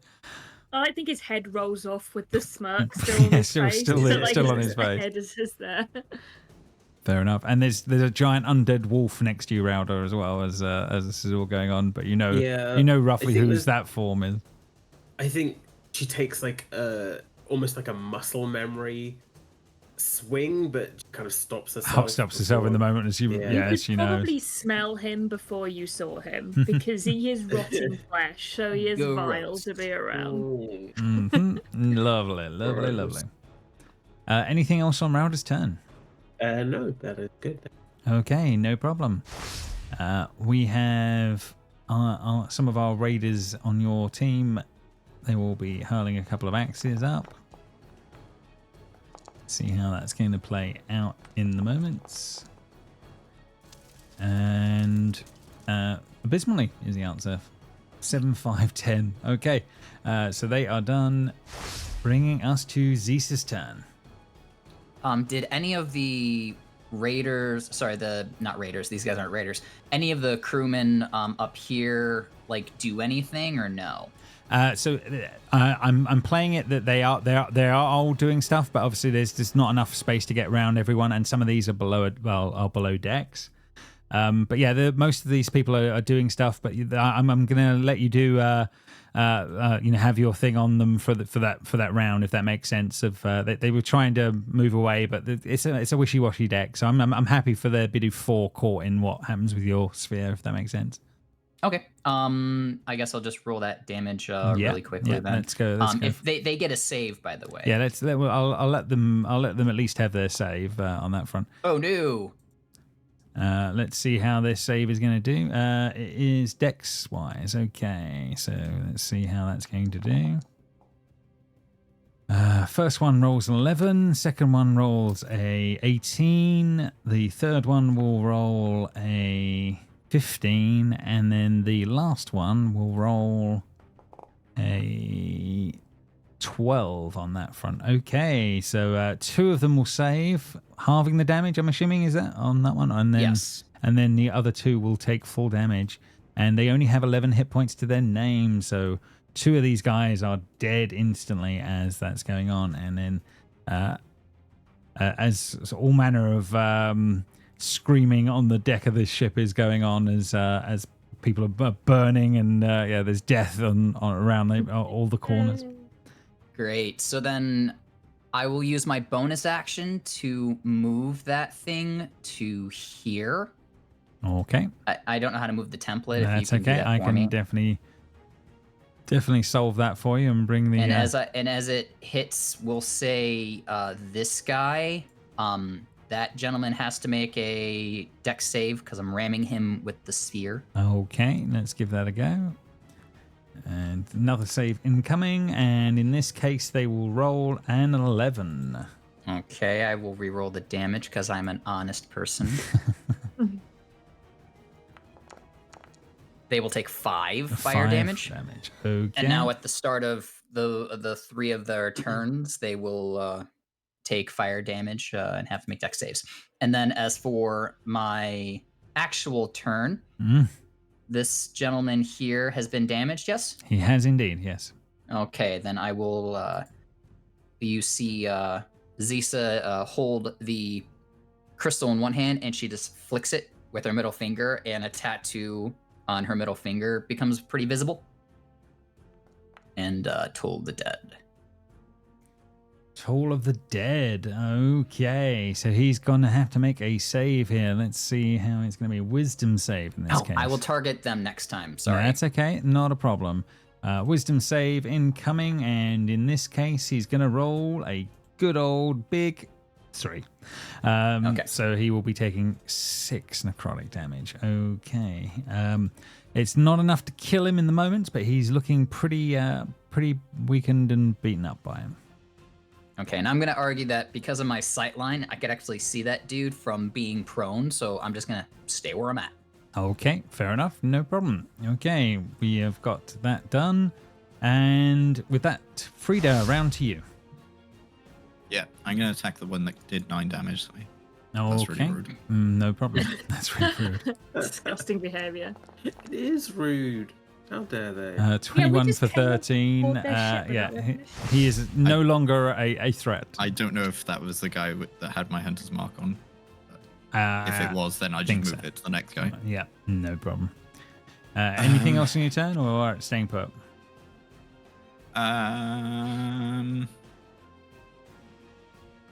No, so yeah, no, I will just stay put for now. Okay, no problem. Next on the list, as this is going on, is the guards that are around by Frida here. So these 2 will Dex save, please. be going on, and they will have to do their dex saves. Let's see how that's going to go.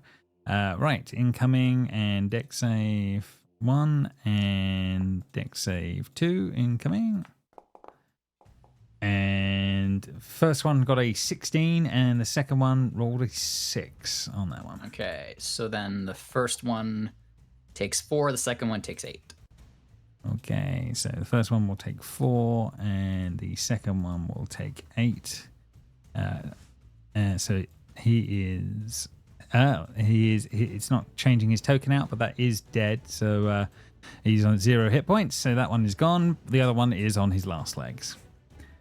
Okay, they are there, and so this one will be able to attack. Let's give him a spear attack against Frida. See how he's going to do. A 20 to hit for 6 piercing. I'm assuming that's going to be okay. Yeah, I'm gonna hellish rebuke him. Oof. Okay, fair enough. The 12 Ouch. but he'll have to do a save. Yep, fair enough. Okay, so a dex save incoming. Let's see how he's going to do. And in this case, he's going to roll a 12. So Meets it, so 6 damage. Still. 6 damage. Okay, and I believe he has less hit points than 6, which is correct. Yep, he is no more and no longer with us on that front. Okay, we are going to go one more round through and see how we play out, and we'll see how they're thinned out. Blythe. I'll attack the one closest to me by Router. I can't really see how strong they are from here, really, so I will just I'll go for it. No problem. Take the shot. 14? 14 will miss, unfortunately. Yeah, the AC 16 on these guys. Good. Yes. And then I run over and attack. Oh, can the bite get through this time? Earn your keep, Wolf. Earn your keep. Hey! I do have advantage, so let's just see if there's a crit in its thing. So 7 Okay, he had 3 hit points to his name, so your wolf gets a kill. I don't know if that's the first kill, but there is a kill. It absolutely is. It's the second hit. So Right, okay. There you go. Yes. Rowder, you just see this wolf bite into this guy and take it out. The white muzzle is now covered in blood and sinew as this is going on, bringing it's back definitely snarling right. yeah, now. bringing back memories of Flashback. of past things. As an going back, undead wolf has your back as well. By the same token. Okay. The dogs are just around. Sorry. It's like got me. Oh, bless. Right, and as all this is going on, basically Baldur watches from the sidelines. As that's going on. Right, some of these guards on this side. What have we got? What do we got left? So it's the group that were here. So Frida, there will be a few more of these. They are not willing to make their way through the flaming spear. So there is just going to be a couple of spears hurled your way rather than anything else as this is going on. First one will be a 15, so that's definitely going to be a miss. However, the second one looks like it is a crit. So 5 plus 3 as then coming through the flames. One of these guards will be taking the shot. They are done. This set over here. Where are they? They are that group on this side. So this is your group, Router, on your side. So one here will be on Router here, and then the other one will be panicking, attacking the undead wolf. The spear misses you, Router, with a 7 as that's going on, and then Hodor incoming will be a spear attack against you. So incoming, and that's a 20 for 4 against your form, and I think the others are bunching up on this side and dealing with that. So there'll be one more. I am on 9 HP, by the way, gang. One more spear attack. I mean, this was your idea, Captain. So sorry. Where's the other ship? Where's Harolf? I thought he was right behind that us. is a very valid point. Yeah, they are certainly seeing. I think the way Rolf's assessing our abilities. He's writing down on a clipboard whether we're no, worth keeping. I think the way that you can see cinematically this is probably happening is this is why you haven't got all 50 on you guys at once. The other on the other side of the ship is Harolf pulled the other lot up, and they are actually starting to whittle them down as things are going on the other side. If that makes sense, visually. So that should be all of that. The veteran guy, the leader of this group, is going to try and carry on. No, the wolf thing would be scaring the shit out of him. Now it's on the deck. It's going to be a crossbow attack against the undead wolf. However, for the first time, he rolls really poorly. A 6 and a 5. So that will be a miss. Bringing us to Hodor's turn. Get his ankles. Fair enough. Go for it. Go for the Achilles. Because I have friends near me. Ooh. 24, so I crit that man. As I as crave the bones within him. Yeah, as the maw comes down on the guy's head, and is just a sickening crunch as he gets taken out in the moment. My tail wags. Enjoy. Fair enough. Any movement or staying put? What's the thought process? I'll go to here. So if someone else, these guys come in, then I'll intercept them if they're going to. No problem. Okay, so we've got a couple more of these guys. I'll be making their way over, and we'll be dealing with these on this side here. So we're going to have Rauda. There's going to be one that's going to be attacking you here, and there's going to be one against the undead wolf thing. A 22 for 5, Rauda, will be for you. Ooh, yes. On that front. And the spear attack from the other one on the wolf form is a 4, so it's abysmal. They are done. It brings us to Rauda's turn. She is going to go for... The wolf is dealing with that one. She'll go for this one. Recklessly. Holy crow. Holy moly, yeah. What is with you today? 3. No problem. That one is eviscerated and then some. Oh my god, the blood on the deck around is definitely. It's what Rauda does, absolutely. I'm assuming she's staying put in the moment. Yeah. Zisa, round to you on your turn. Zisa will. By the way, the way that it looks like she has cast flaming spears, that there is almost like a what do you call the thing where you have a hole in your hand and it represents Jesus? Stigmata. Stigmata. Yeah. Yeah. Oh, yeah, almost like it's directly in front of her hand, and what she does is there's just a swirly tattoo there, and she takes her index finger and she just moves it around her hand, and as she does, that moves the flaming sphere. So 1, 2, 3, 4, 5, 6. I think I can only move it to there to do what I'm gonna do.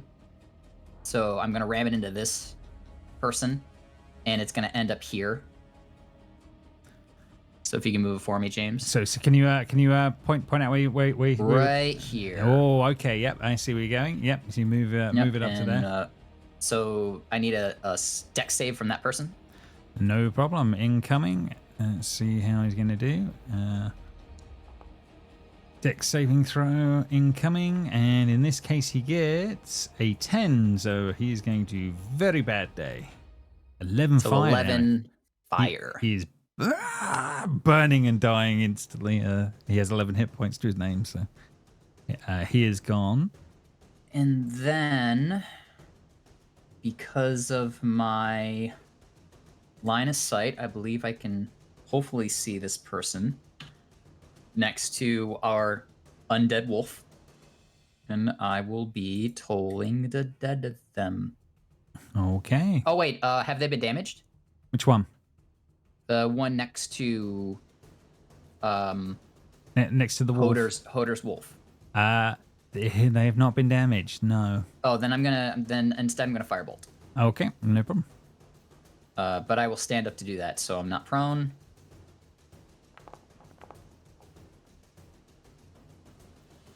Uh, 16 for 16 5. just hits. Yeah, absolutely. So yeah, you will be doing the damage, no problem, as this is going on.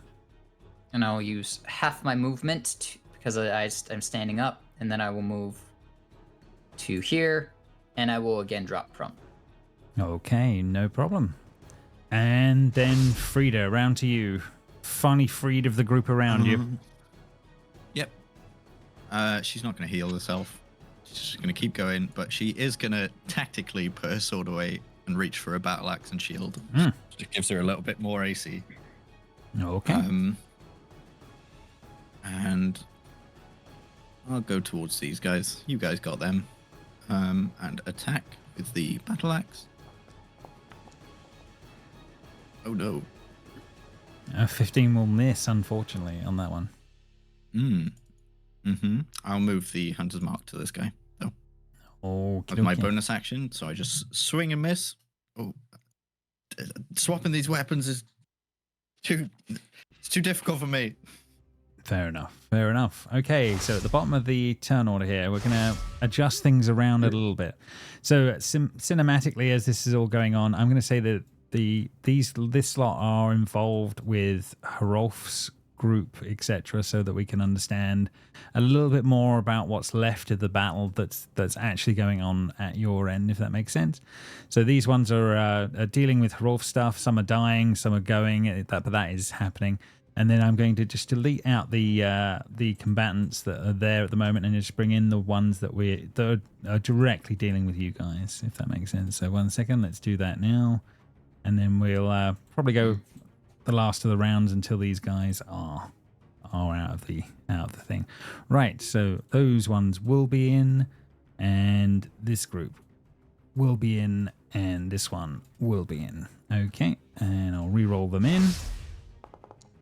Okay, and then we will go to the top of the turn order as it stands in this new form here, and then we'll see how that's going to play out. This one will be running around on this side to the undead wolf form, and will be spear attacking Hodor here in that one, and we'll get a 22. Not quite the crit, but does do 6 damage to the form. And he is out of the way. Next one on the list. This one will come running over to Frida and will attempt to spear. And it will be a 9, so we don't have to worry about that one. That is done. Nope. Blythe, round to you on your side of the deck. Okay, so Blythe is going to try and control some pieces and try to entangle. It will miss from what the hex is showing me. It'll actually miss the one at the front, but it will get the Hodor. It'll get everyone except for Hodor. Fair enough. The grid's just moved up for some reason. I don't know why it did that, but it'll get this Cool. guy, and this guy as well. So. Yeah, okay, fair enough. So let's see how he's going to do first. That's on that one. So let's see the strength save on this one. Incoming strength saving throw. So the big guy, he will he got the 6 instead of the 23, so he is restrained, I believe. Is that what's going on? Okay, He's restrained yet. Okie dokie. So let's mark that up. Where is restrained on the sheet? Yeah, here. Restrained. There we go. So that one is covered. And then we've got 4 guards. We will do the same here. And it is good old strength save incoming. Strength. 2, 3, and 4. So starting from the bottom up, we have first one rolls a 6, the second one rolled a 2, the third rolled a 3, and the last one got a 21. So only one of them is not restrained. The other 3 are restrained. Okay.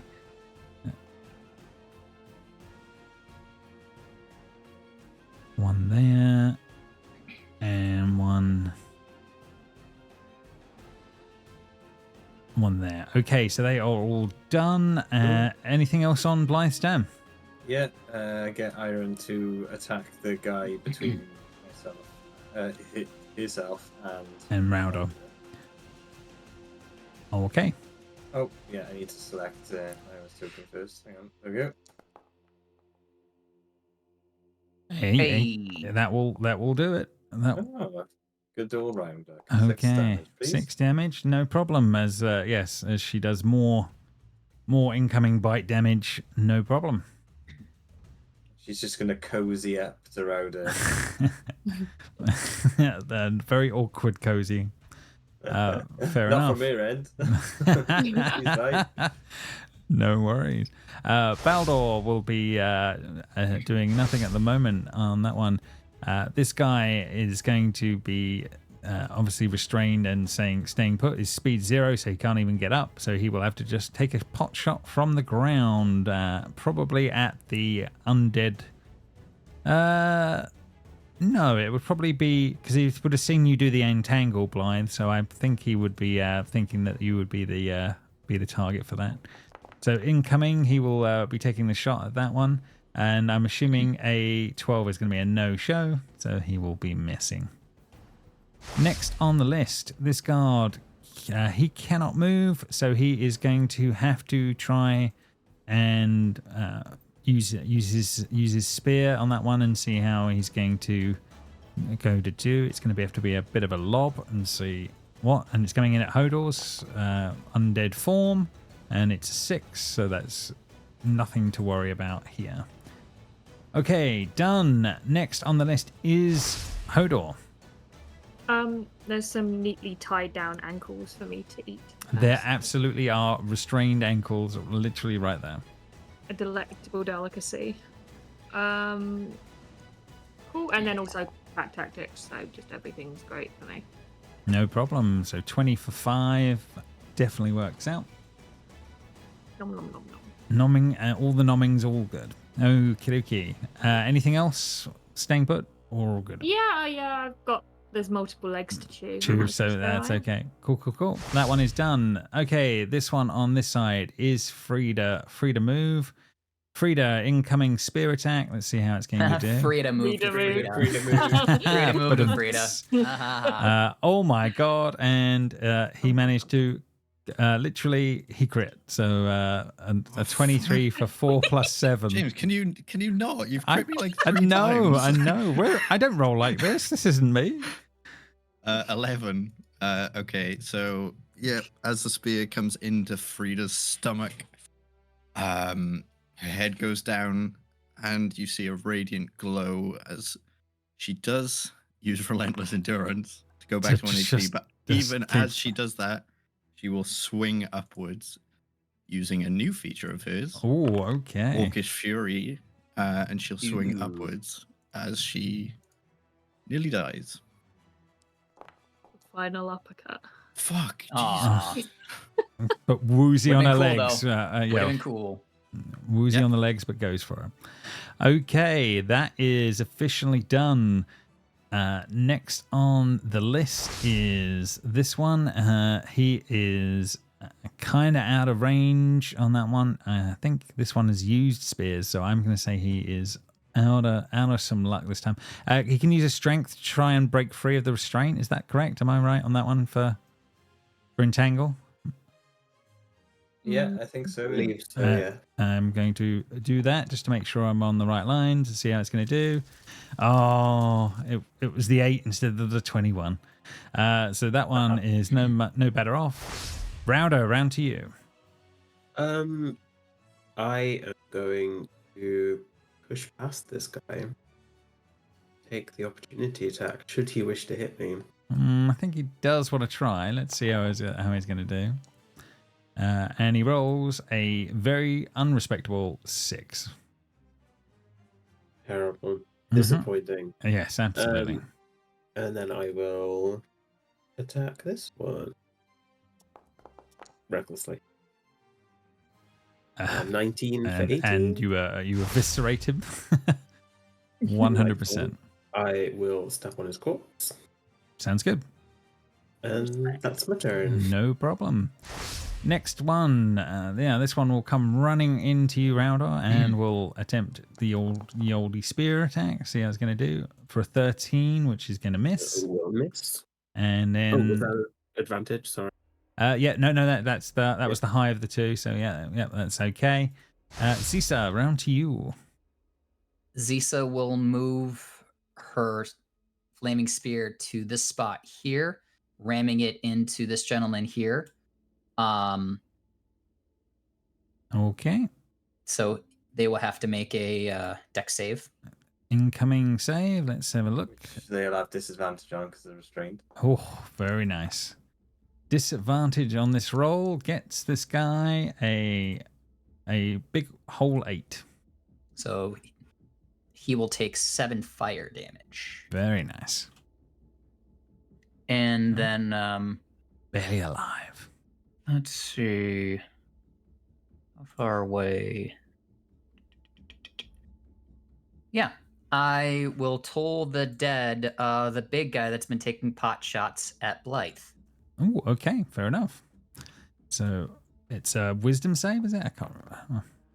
Yes, wisdom save 14. Wisdom incoming saving throw. Oh wait, it's not rolling as if the dude was hurt. It's only doing D8. Rubbish. Oh, rubbish. I targeted him in everything.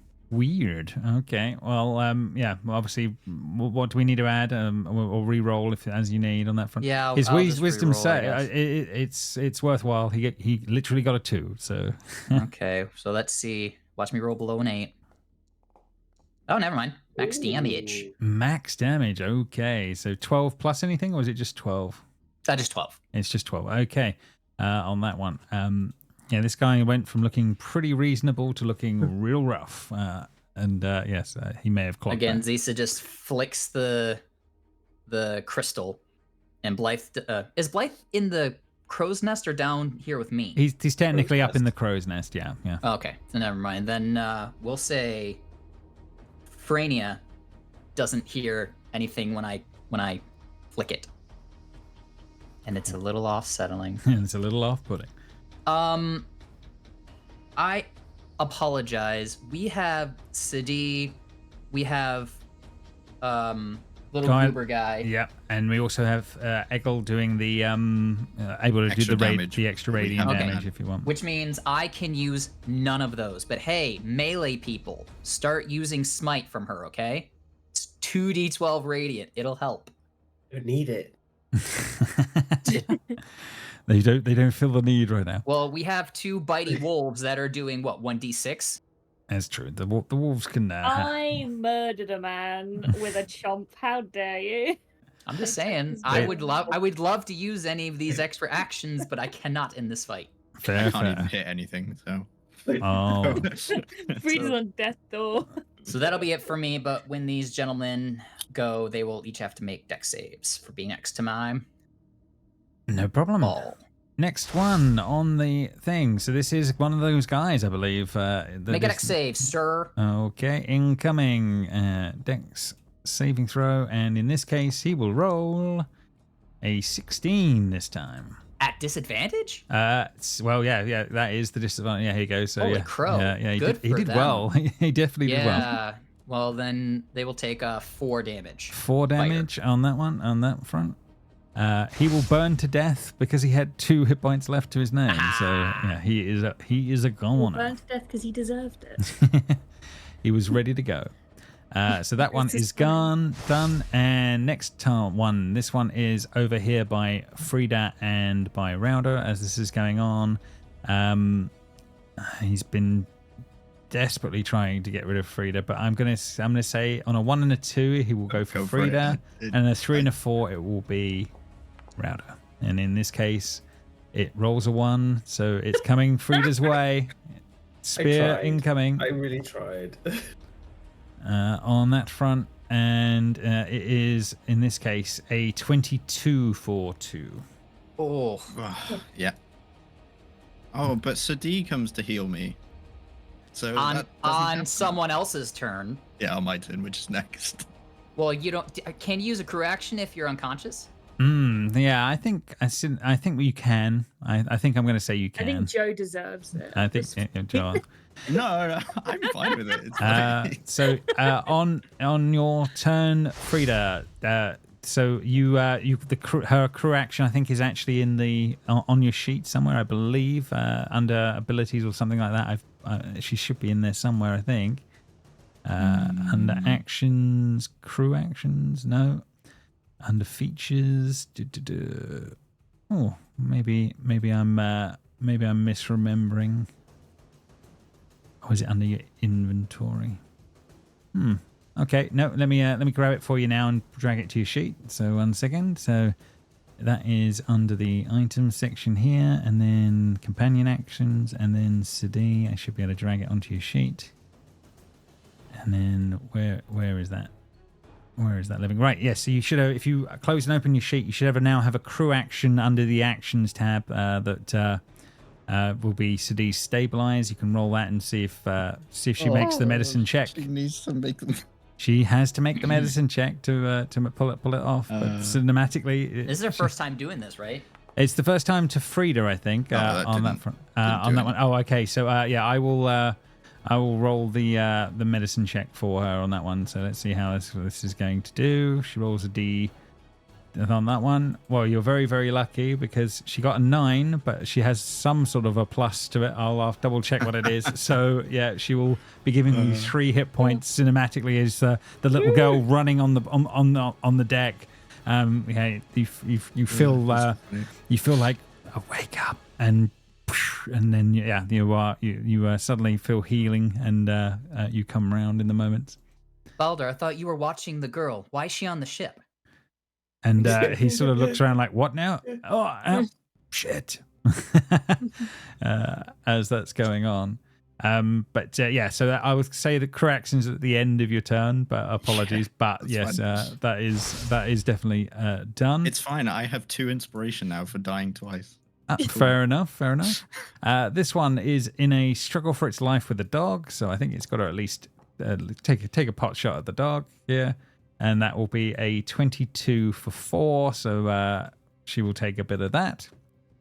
And then we are to the other guard on this side, who is restrained, but he is fighting with the undead wolf form of Hodor, and this will be an incoming roll. And for some reason, when they're dealing with the wolf form, they seem to roll incredibly badly. So that's a 10 and a 7, so that's a fail.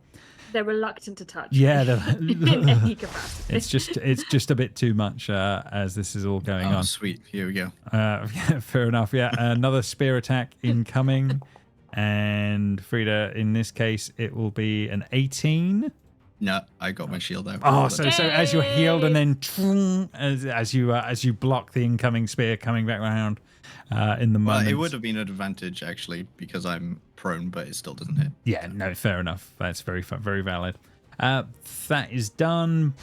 Blythe, round to you. Okay, so I will thinking about attacking this one maybe. How's this guy look? He looks bloodied. Is he prone? No, none of them are prone except for this Dude up here. I Yeah. don't know why it's not pinging, but that guy. Yeah. I will see that one's it's enough for Iron to just take care of, and I'll attack this guy over here because Why our not? captain's in trouble. Okay. Oh, hang on, because I got 2 characters every time. Yeah, you click got. I one, know you yeah. got a bit more going on than in some ways. I do understand.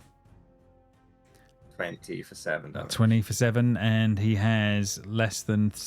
I think he has 5 hit points total. So that's another one. He is eviscerated. And then Iron will go here, so she's backed up for pack tactics, and then attack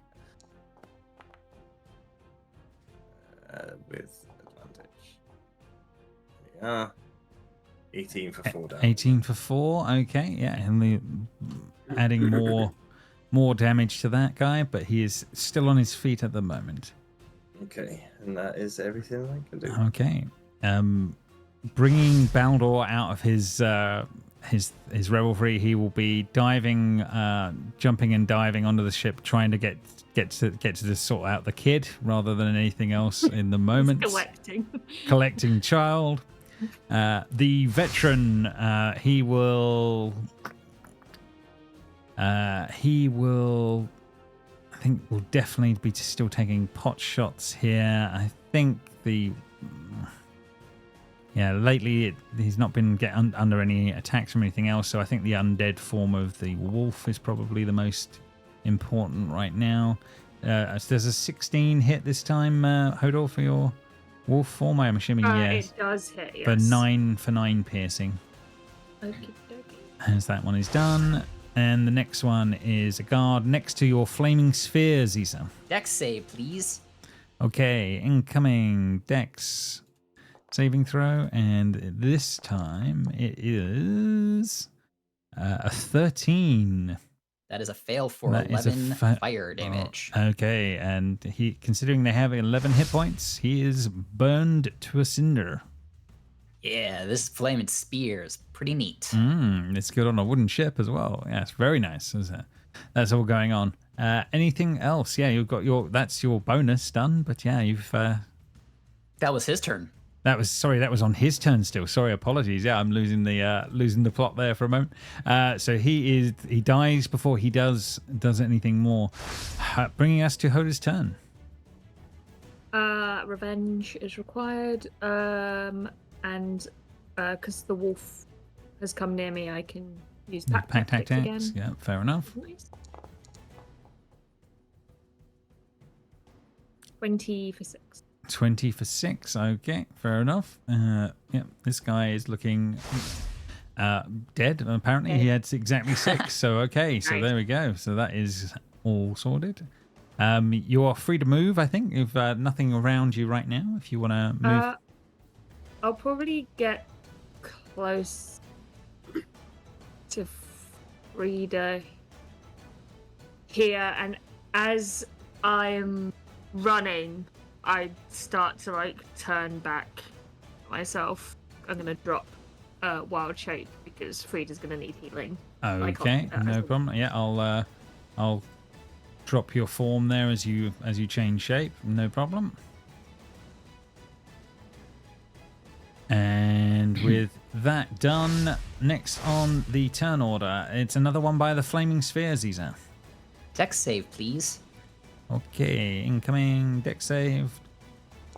And this time we are going to get a 14, so it will meet. Yeah, it saves, but still takes 4. 4 damage. Okay, no problem. Done and dusted.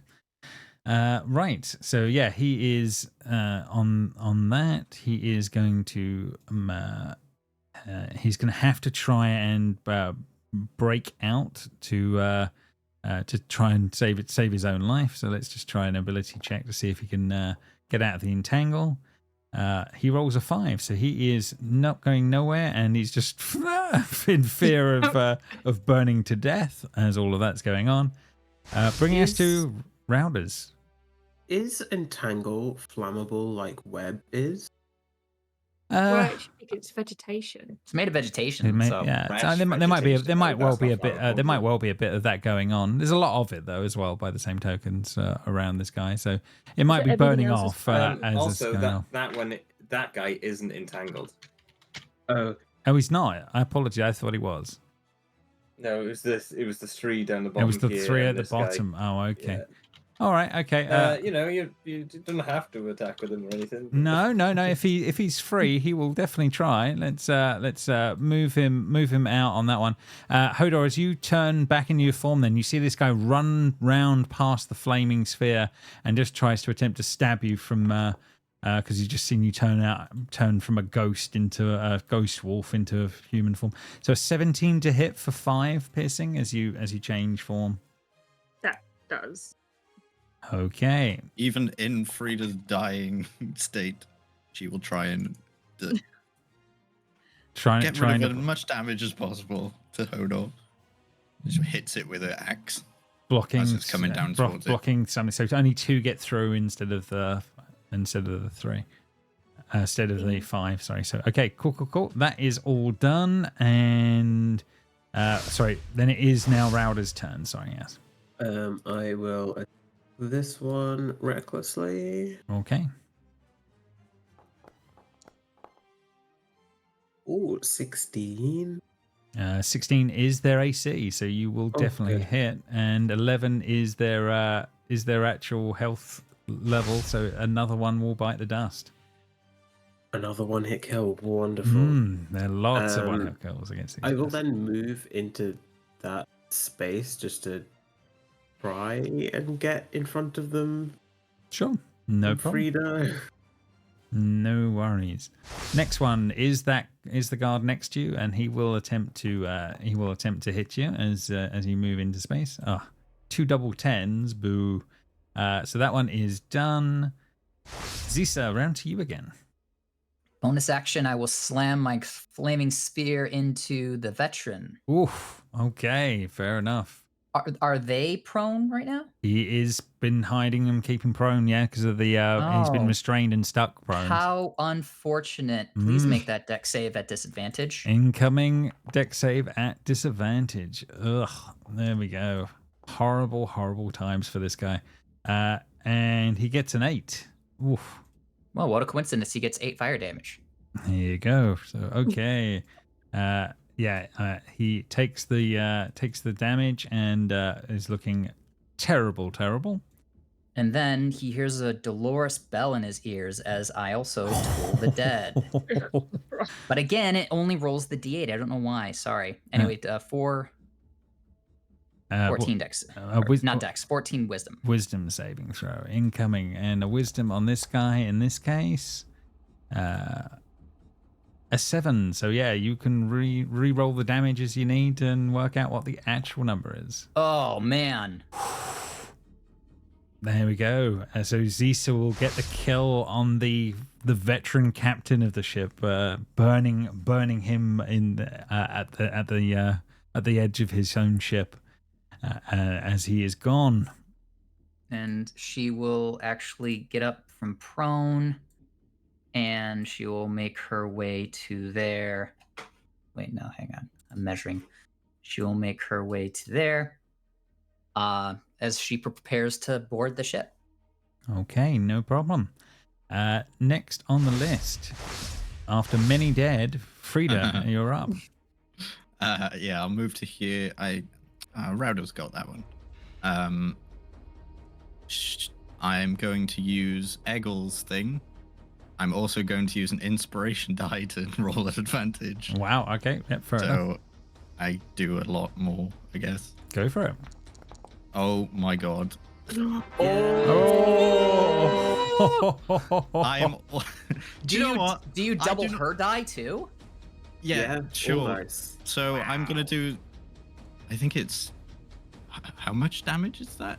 Extra damage? A lot is the answer. I mean, It should be he's 6, utterly so- eviscerated. He only has 11 11 hit points. points. Don't. I'm give this to me a Take sec. this from it. Right, and then that Let's get extra the damage, number. and then I'm also gonna use a feature to do Orcish Fury extra damage. So I'm actually gonna do 2 more D8 on Oh top of that, my to god! fucking- Just because you as can. I can. Do you explode this person? Yeah. I They think, explode. I think this is exploding territory. Yeah. 29 damage. Yeah, it's just literally just explodes into pieces. Very well done. As And then that, she just smiles and just enjoys. Like covered in blood, like drenched. no worries, no worries. This one that's left with the wolf will attempt to spear it for a moment and see how it's going to do. Let's see if it's going to roll. 1 sec. And incoming for a 5, so he will miss the wolf. Bringing us back to the top of the turn order. Blythe, round to you. Okay.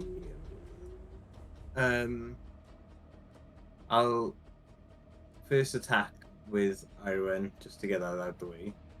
That's okay. Mm-hmm. Tactics. Good. Yes, good. 5 more damage on this guy. Excellent.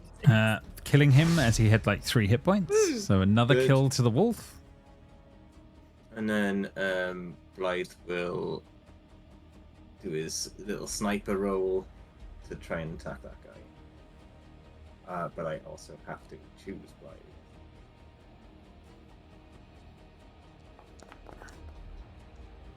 Blythe. 15? 15 will miss, unfortunately. Yeah, their AC Ah. 16, so so not quite on that one. I don't have pack tactics. Okay. Fair enough. Baldor is chasing a child around the ship. Hodor, round to you. I'm going to look the manic state that is Frida. She's covered in blood, and just like just gently give a pat to the shoulder and go, "You fight well," and you'll get a cure wounds with my Like my gentle. sort of reactionary in her fury, she will sort of swing her blade up and just stop and be like, "Whoa, that was new." There you go. 8. Thanks.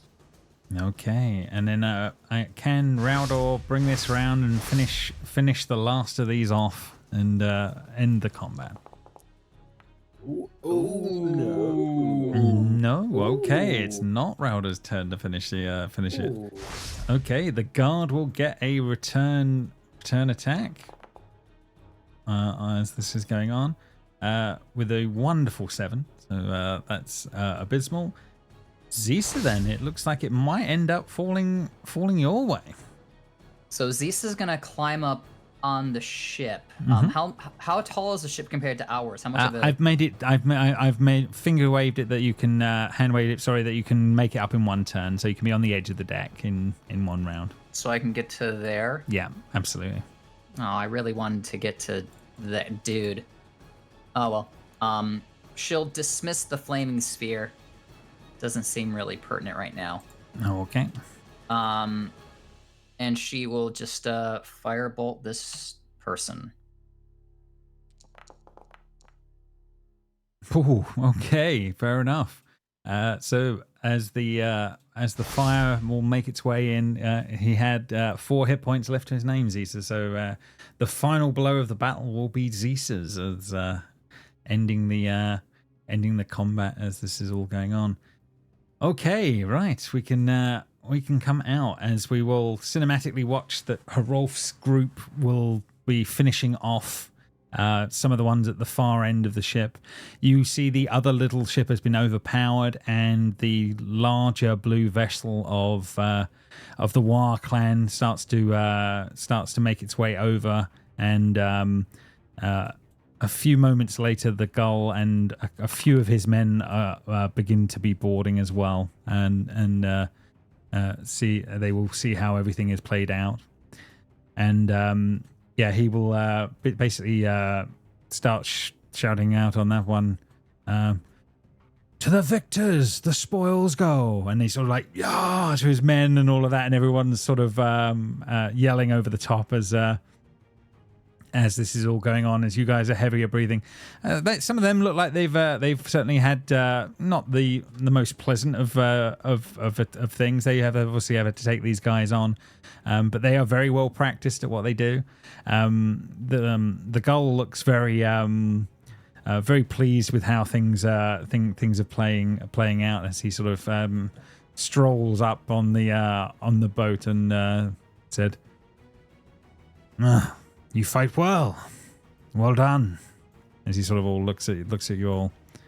Zisa's busy going around prestidigitationing all of the fire so that it goes out, so that it doesn't spread. Fair enough on that front. I'm assuming they'll keep all their stuff below deck. Absolutely. So I'm gonna hobble my way down. No I will worries. help you. So I think as this plays out for a little bit, we have a bit of we see sort of you guys checking out the the actual what the actual contents of the ship are on that one. Barrels, lots and lots of barrels, and it appears once you crack one of them open, some laughs about some of the groups around you as you realize wine barrels. So there are around 40 barrels in total, and each one of those would hold about 300 horns of wine. So a vast amount of wine is in here on that one. This is a big haul. There is a lot here, if that makes sense, on that front. But it's really, what's the thought process here? Would we travel faster in this big boat? God, no. No, you would definitely travel slower. On that front. Okay. Well, not now either, because like Issa broke the mast and Yeah. stuff. There's a hole in the sail, I think. It's certainly damaged. It's not beyond repair on that front, if that makes sense. The Gull is already sort of starting to order some of his men to start moving some barrels back back to his ship on that front. Yeah, unless anyone says anything, but yeah, they're already starting to collect spoils or as that's going on. Is there anything else apart from barrels? If I'm looking, because I can see doors and stuff. Yeah, after Zisa was done prestidigitation and everything, she doesn't go for that. She would go to wherever the captain's quarters were, and then detect magic ritually. No problem on that one. I believe, yeah, as you do the detect magic and you have a look around, you won't find much in the way of anything as you're looking around on that one. It doesn't appear to be anything more than a transport ship, as this seems to be coming along and taking it on. The only thing that you do find that is kind of interesting is that there does appear to be some sort of navigational maps and things on sort of papyrus type paper. That is ridiculously strange, if that makes sense, because paper's like a non-thing for you guys. For these guys, there is literally maps, rough maps, but there is certainly appears to be in his cabin a bunch of those, and they do seem to be plotting a way to a map point up in the north on that front. If I was to take you to the map, it will give you an idea of what that was showing. 1 second. So what you've got to imagine is that the upper section of this map is basically sort of semi-drawn out on this paper that you've actually received, and it does look like somewhere over here there is some sort of landing point marked, and there is some sort of a city or a marked further inland that seems to be on the map, if that makes sense. So yeah, it sort of like seems to be whatever their trade route is, their dock point is at the lower end of this island on the north. And I do think I'm going to give you a percentile chance of if there's something something interesting as well. Can you give me a percentile die? And I want it to be. I need you to get above a 70 for if there's a nice little additional device in the captain's quarters that might be of use to the ship, if that makes sense. I am rolling very well today, so that should be a good roll. And see how you're going to do. 55. So yeah, not quite on this one. Do I help at all with the tech magic being up at all, or because it's not about a magic item. It's more about whether or not there was a spyglass in the captain's quarters. What about as well if as I after. use an inspiration die? Can I use that? I don't really know. I think that's only D20s. Yeah, about to say if it was a birthday inspiration. Maybe if it was to make on that one, but in this case, I think you have to let that one pass you by. So you do have a little bit of cargo space in your ship, if that makes sense. Nowhere near enough to take the tonnage that this would be. The other option is, do you guys want to work on leaving a skeleton crew on this one and have this boat be taken somewhere? That is another possibility. Or do you want to just take what you can from it and with the War clan doing their thing, Hodor, as all this is going on, there's ringing in your head of do not trust the War clan in your father's voice as they are literally starting to pillage the barrels from this one. But yeah, what are you thinking? Are you going to lose crew, or are you going to scuttle this ship? Is probably the honest quote, and take what barrels you can of wine. Hodor isn't one for material stuff, so he would not be pushing for like us to be nicking everything. If we take anything, it should be essential supplies to like help us with our journey further. Frida has a barrel of wine over her shoulder. Fair enough. So you can feel that you can definitely add cargo to your ship. That's no problem on that front. I'll work out exactly how many barrels you can get fitted onto your ship. It's not a vast number, but it's a few. Put in a skeleton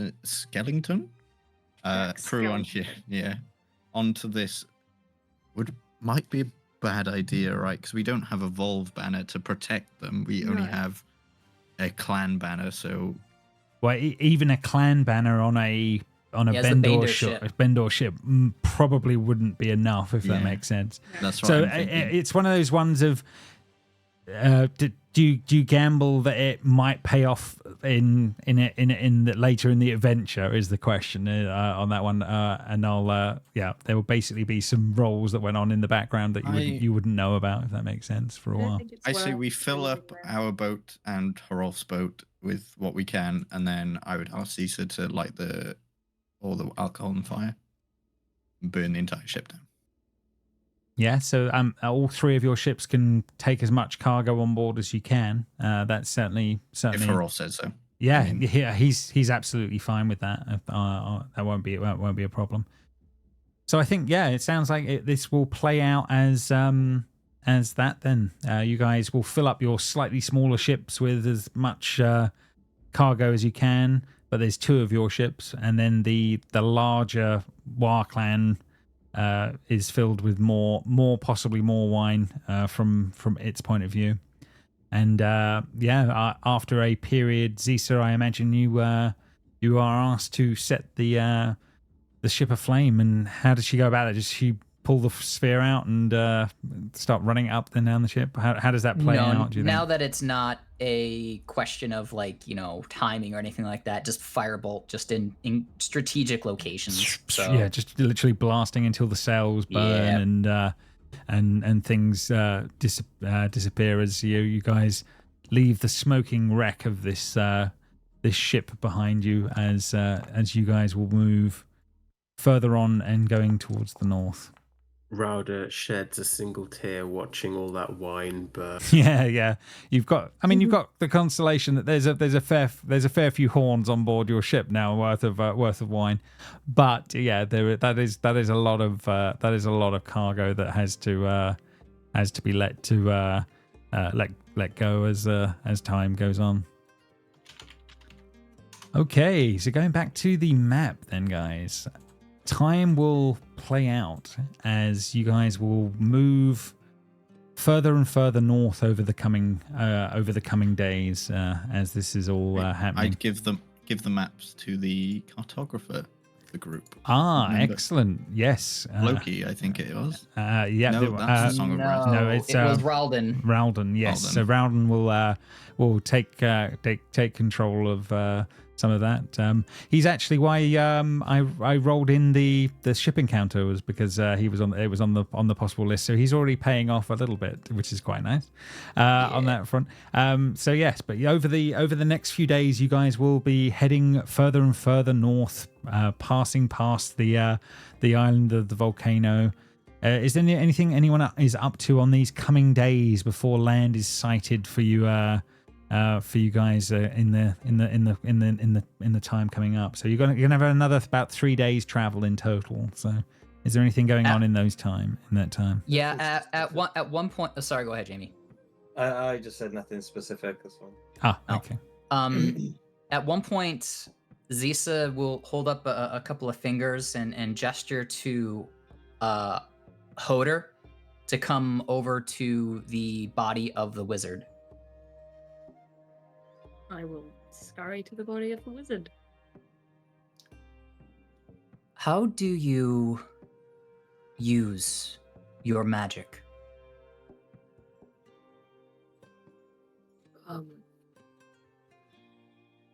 Well, use the resources of the land around us, and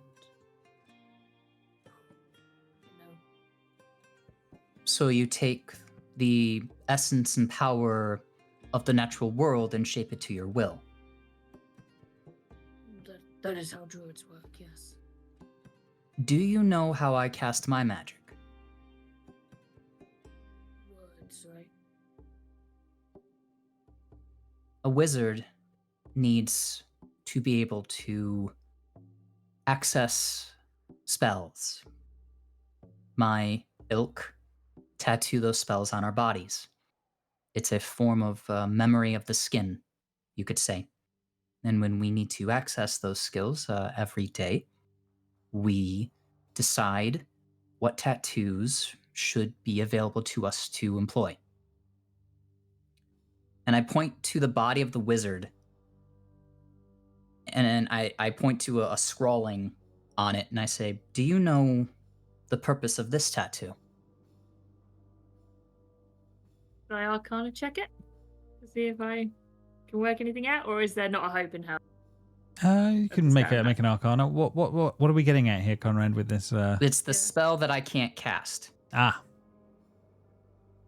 Ba, ba, ba, ba, ba, ba.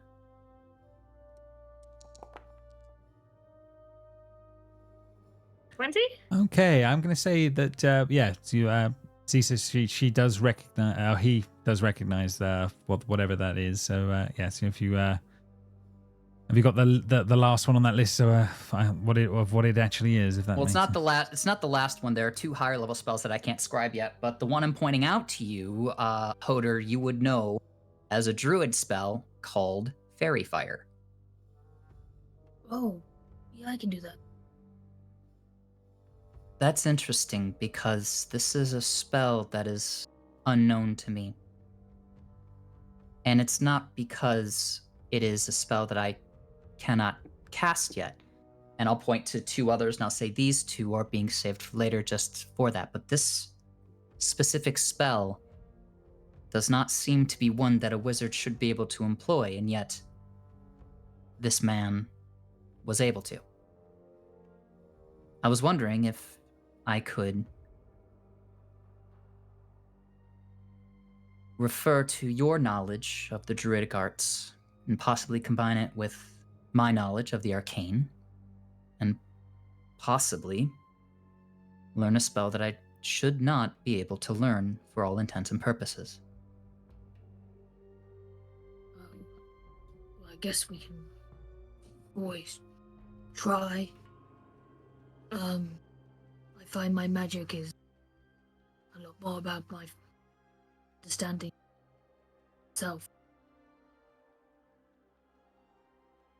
A bit difficult to teach someone how to have that kind of grounding, but I can give it a go, definitely. I'm willing to try, and it could be the nature of what this man became that allowed him to do so.